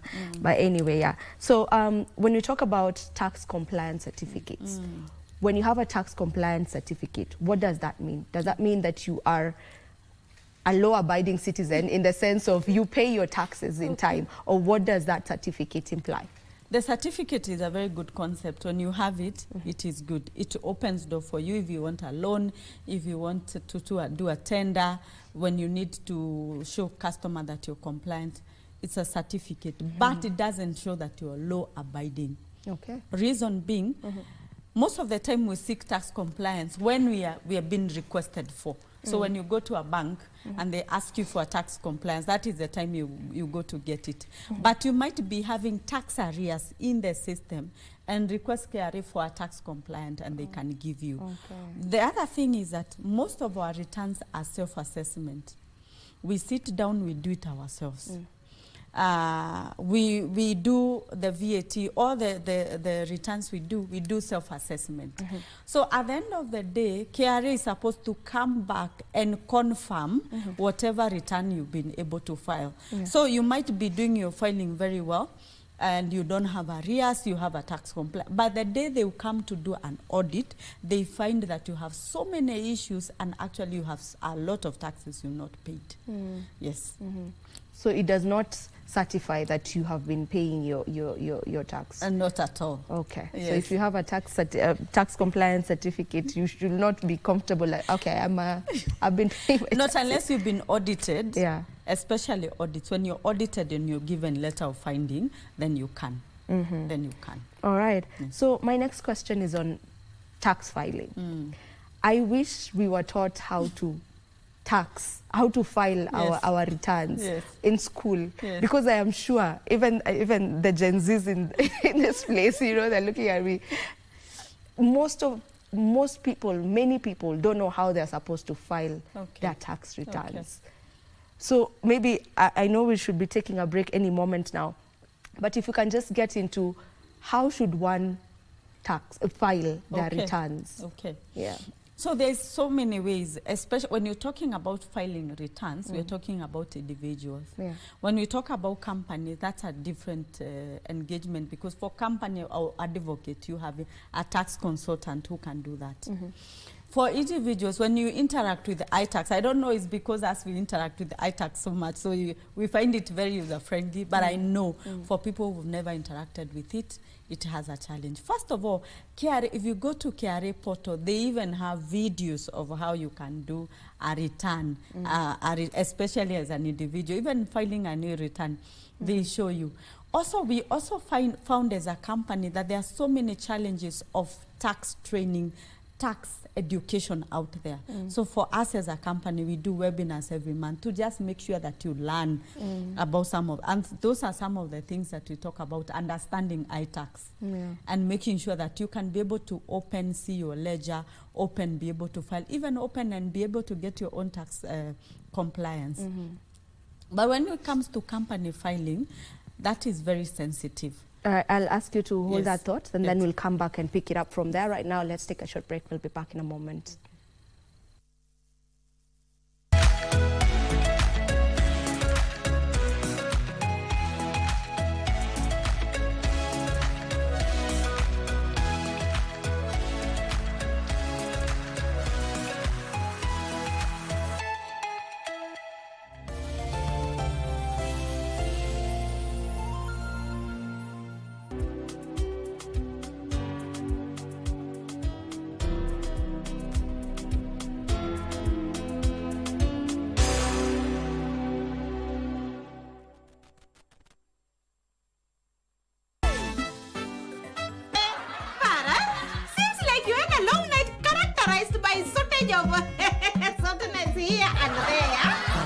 Yani this is how you are thanking me, eh? Kweli wewe na food hakuna hata tofauti. Do you know how to play your cards? Sema kujitetea. What is so big with the word mysterious? I did not tell them. That is a very small one, by the way. Carmen, I usually admire your English. Exposure is a good thing. Kamene, okay, look at Julia. You see those little colored strings and materials on her hair? Oh, to now, look at my hair. Do you see such? Kiswahili gani sasa pala? Ile marimu.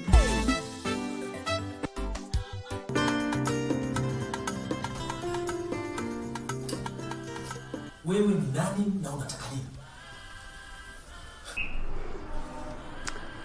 Ama kweli hapo kwa kujua mengi hujakosea, lakini kuna mambo mengine huyajui, hautakuja kuyajua na wala hauna budi kuyajua mpaka na hata kuyasikia mpaka pengine labda ukifa.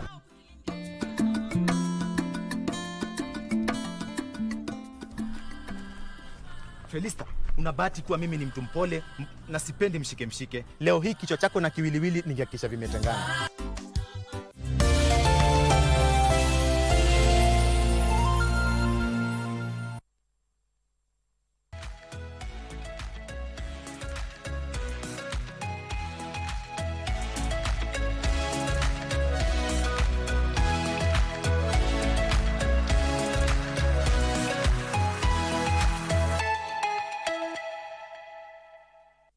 And we're back. Thank you for staying with us. Before we took that break, Dr. Regina, you were just talking to us about how companies can go about just filing. Yeah. So what I wanted to mention is that when KRAs want to audit a company, they use the data provided to them. So the data that we file every month and what auditors file is what KRA uses, what we call audit triggers.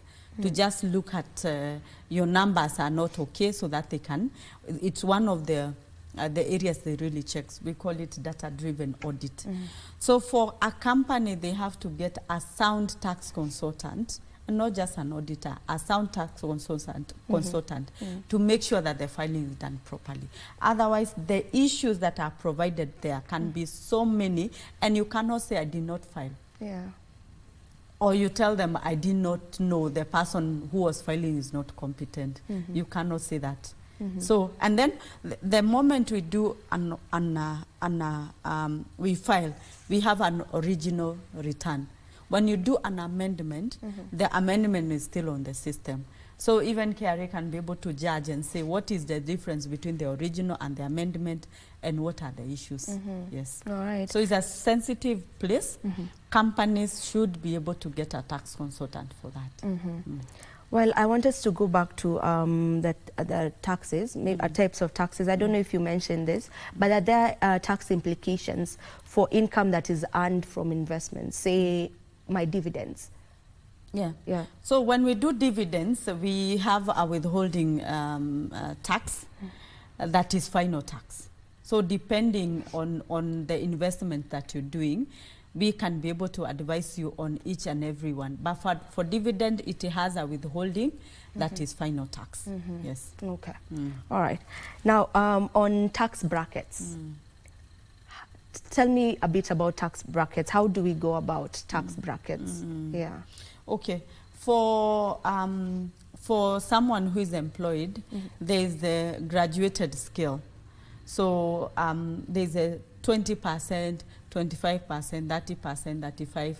Now, with the Finance Act, there was an introduction of 32.5% and 35%. So depending on the nature of your salary, how much salary you're having, you go to those tax brackets as an employee. For a company, it's 30%. It is guided on the profits and losses that you're going to be having. So you have to show your income, show your expenses, then have the net profit.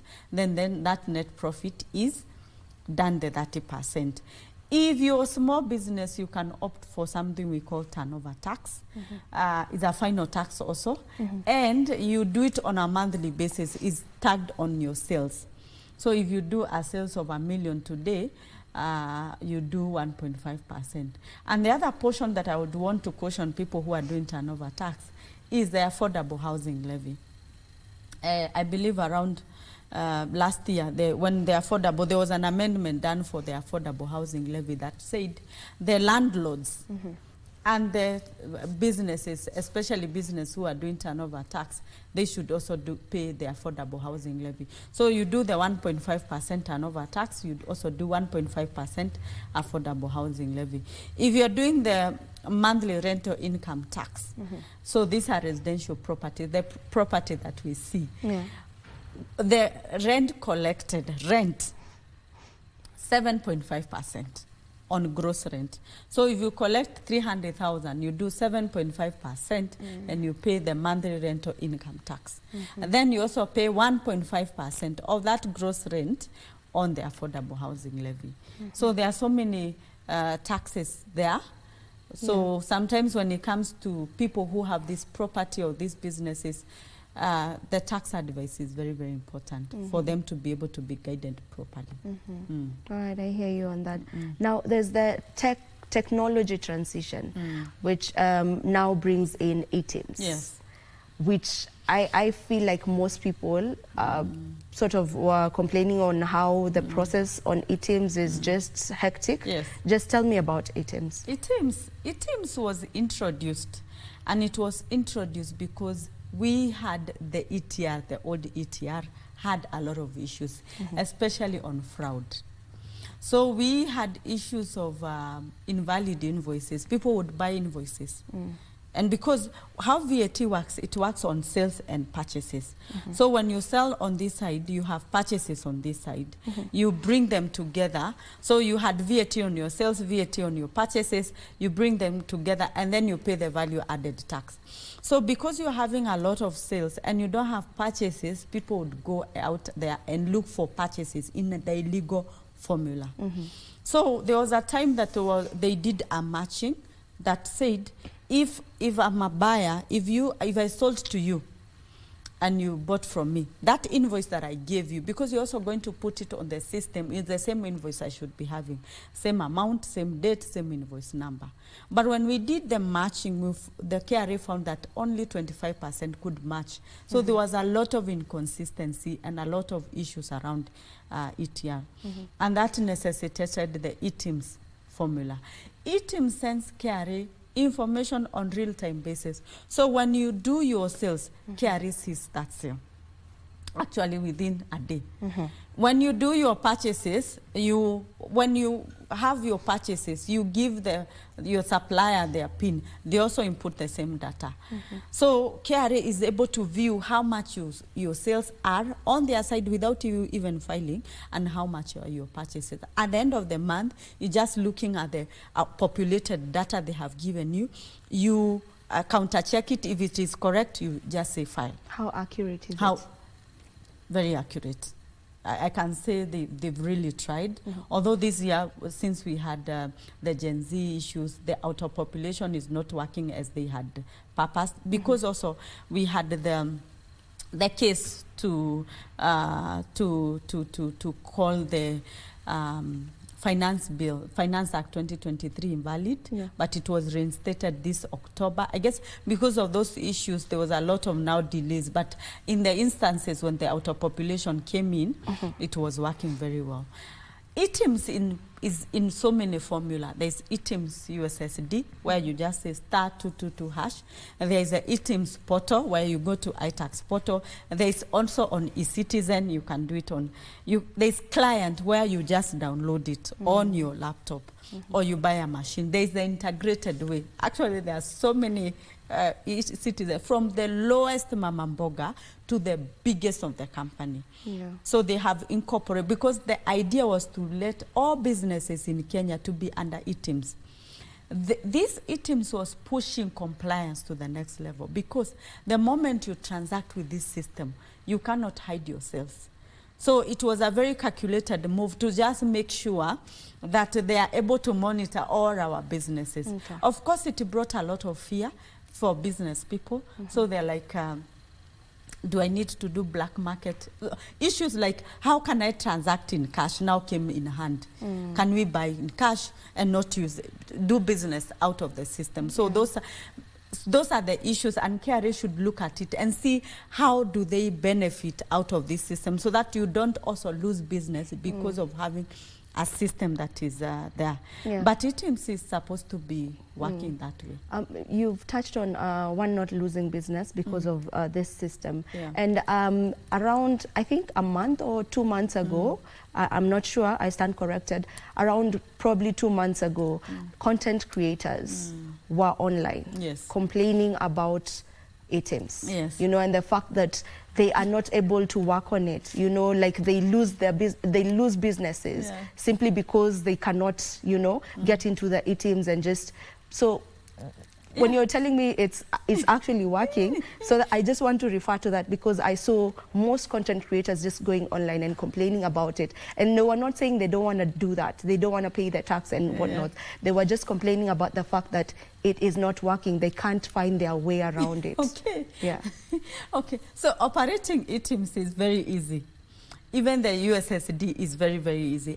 The catch is, the moment you go to a company and they tell you, we cannot pay you until you come with an eTIMS invoice. Yeah. As a content creator, you want to market their product. So they are telling you, for you to market our product, you need to give us an eTIMS invoice. That is a problem. Yes. Because they want to pay you 100,000, 200,000, but under eTIMS. It is going to give KRA data that you are paid 200,000. So next year, 2025, you should be filing for these amounts. You should now show KRA the whole year you earned $1 million, because they can see it on the system. You earned $1 million, so give us our taxes. So the moment someone doesn't want to show that part that they earned money, that is now the problem. But operating, their complaining was it wasn't working. Okay. They were not able to get that so that they can get this business. Okay. So you're promising us that it is working. eTIMS is working. Okay. eTIMS is working, and there are so many varieties of eTIMS the way I've sold you. Even you go to a cyber, they'll still give you an eTIMS invoice. Okay. So previously when it started, it was limited to client, to you buy the machine. But right now, even on your phone without internet, you can generate an eTIMS invoice. So they have really looked at those issues, because remember, there are companies who says everything has to be eTIMS compliant. Even the Mama Mboga who is supplying us sukuma wiki here for lunch, come with the eTIMS. So even that person has to be accommodated in this system, because for them, they want to protect themselves. So they want to make sure that all, especially big companies, they are really doing the eTIMS part very, very well.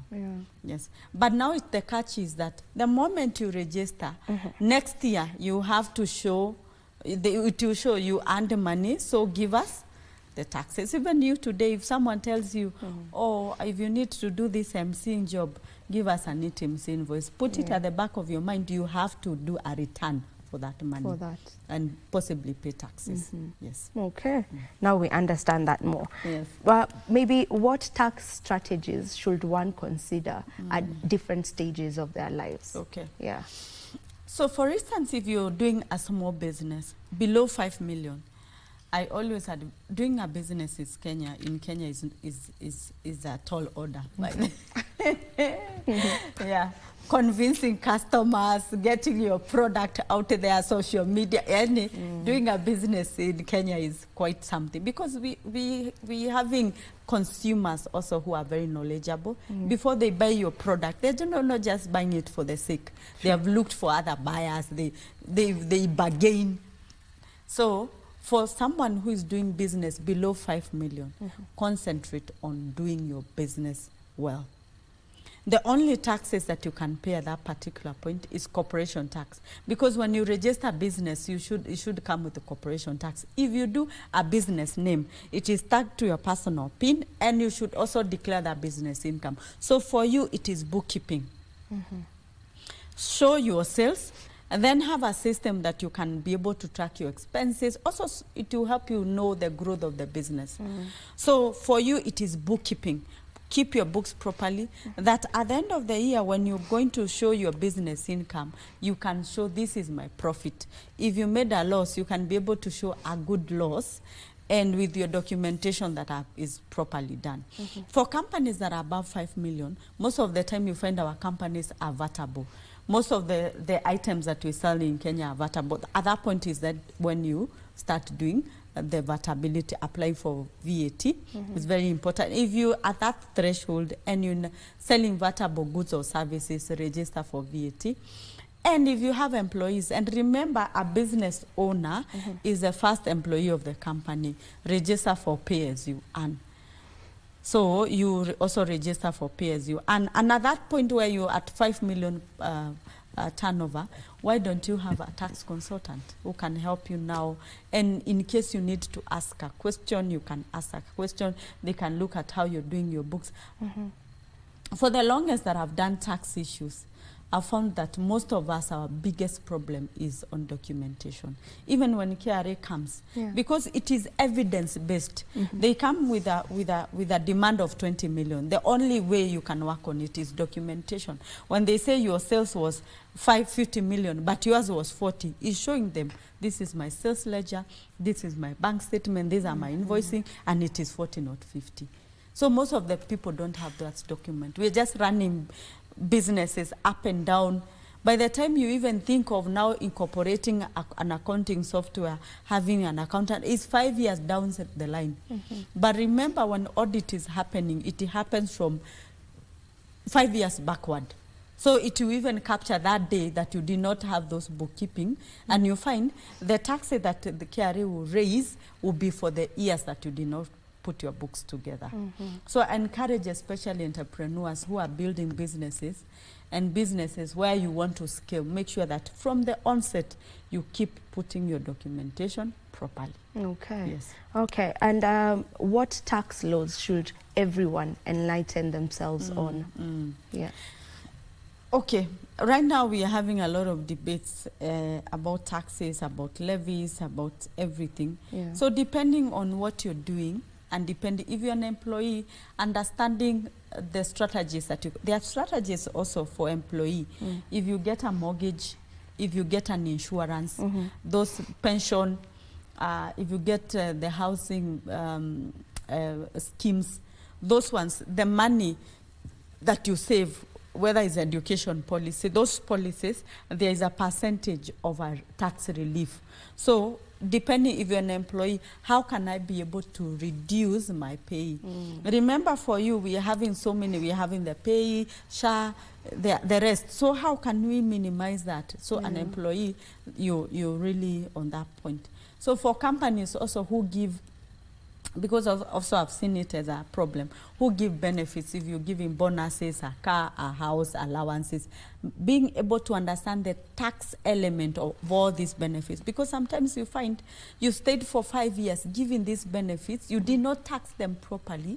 When KRA come back, they just give you a very big penalty because of not doing it properly. So if you're a company and you're giving so many benefits, make sure that you're able to understand all these benefits, what are the tax element of them. The other portion is for companies. Just being in a position where you can understand about taxes. I mentioned that for us, we do a lot of tax training, tax advocacy, financial literacy, because we believe when you understand, you're able to make better business decisions. Just understand. And being in forums. The KRA has forums, a lot of them on training. If you go online, even on YouTube, you're going to see a lot of education. Just understand. If you're doing imports, get to that, what is the requirement? Because there are also levies at the import. If you're doing export, what can expose my business? If you're doing manufacturing, what is the issues around manufacturing? There are association also, a lot of association. When you go to manufacturing, they have, the exporters have construction, they join this association, because one of the things they do a lot of advocacy on taxes and issues affecting them. You'll be able to understand so that you don't keep making mistake. By the time KRA comes, you're done. Okay. And we're very scared of KRA, by the way.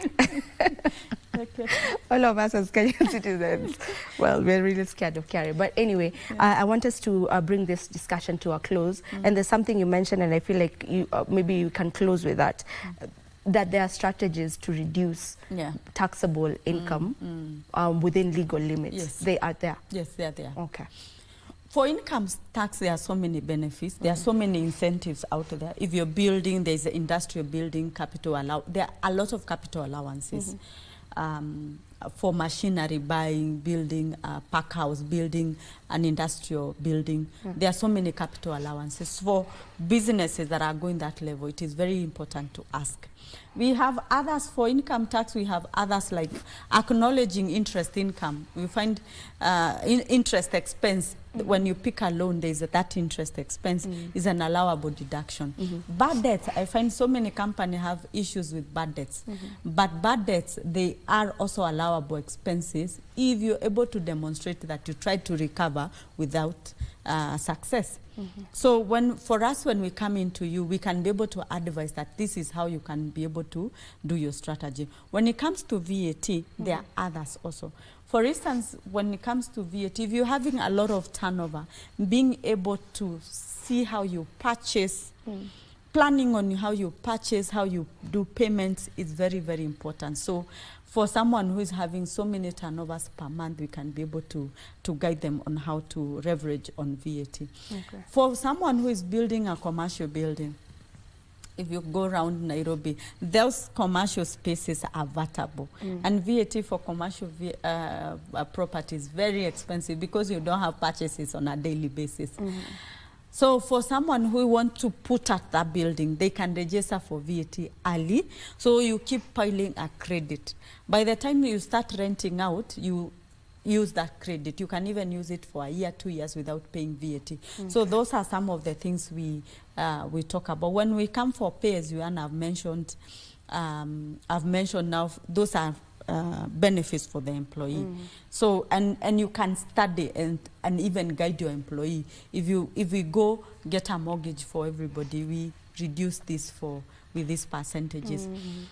Companies that have people with disabilities, they have a lot of incentives. So they are about 150,000 per month. They are not supposed to pay as you earn. So you can guide your employees. So tax, when it comes to tax strategies and how to minimize the burden, is upon getting the right tax advisor and being able to look at your numbers and see this is how they play along. All right. Thank you so much, Dr. Regina, for just joining us and enlightening us on matters tax. Thank you for coming. Thank you so much. All right.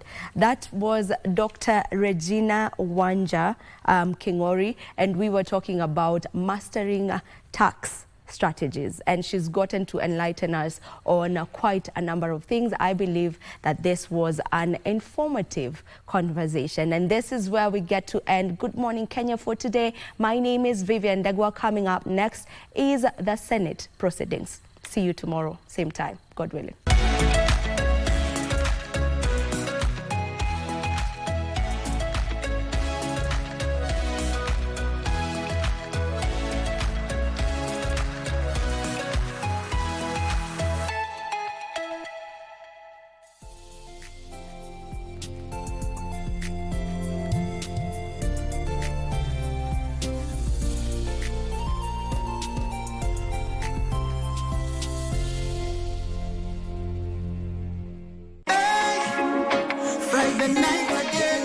Greetings in the name of the Most High, Jah Rastafari. My good name is Marley Moses, the positive warrior, alongside... Yes, sir, DJ D-Rage, the baddest. Each and every Wednesday from 10 p.m. on KBC Channel 1 TV.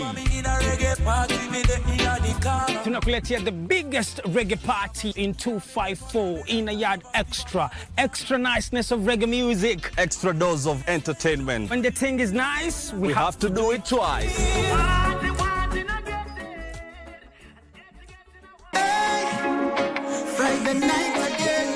Greetings in the name of the Most High, Jah Rastafari. My good name is Marley Moses, the positive warrior, alongside... Yes, sir, DJ D-Rage, the baddest. Each and every Wednesday from 10 p.m. on KBC Channel 1 TV.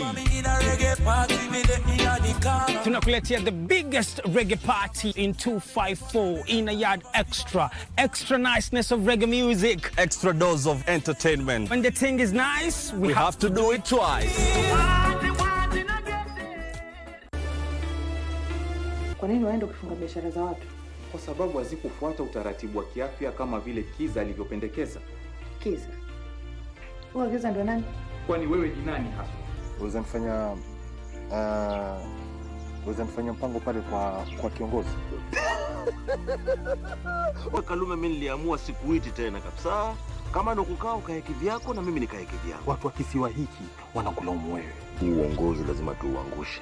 Hivi sasa kila mtu alalamika hapa kisiwani.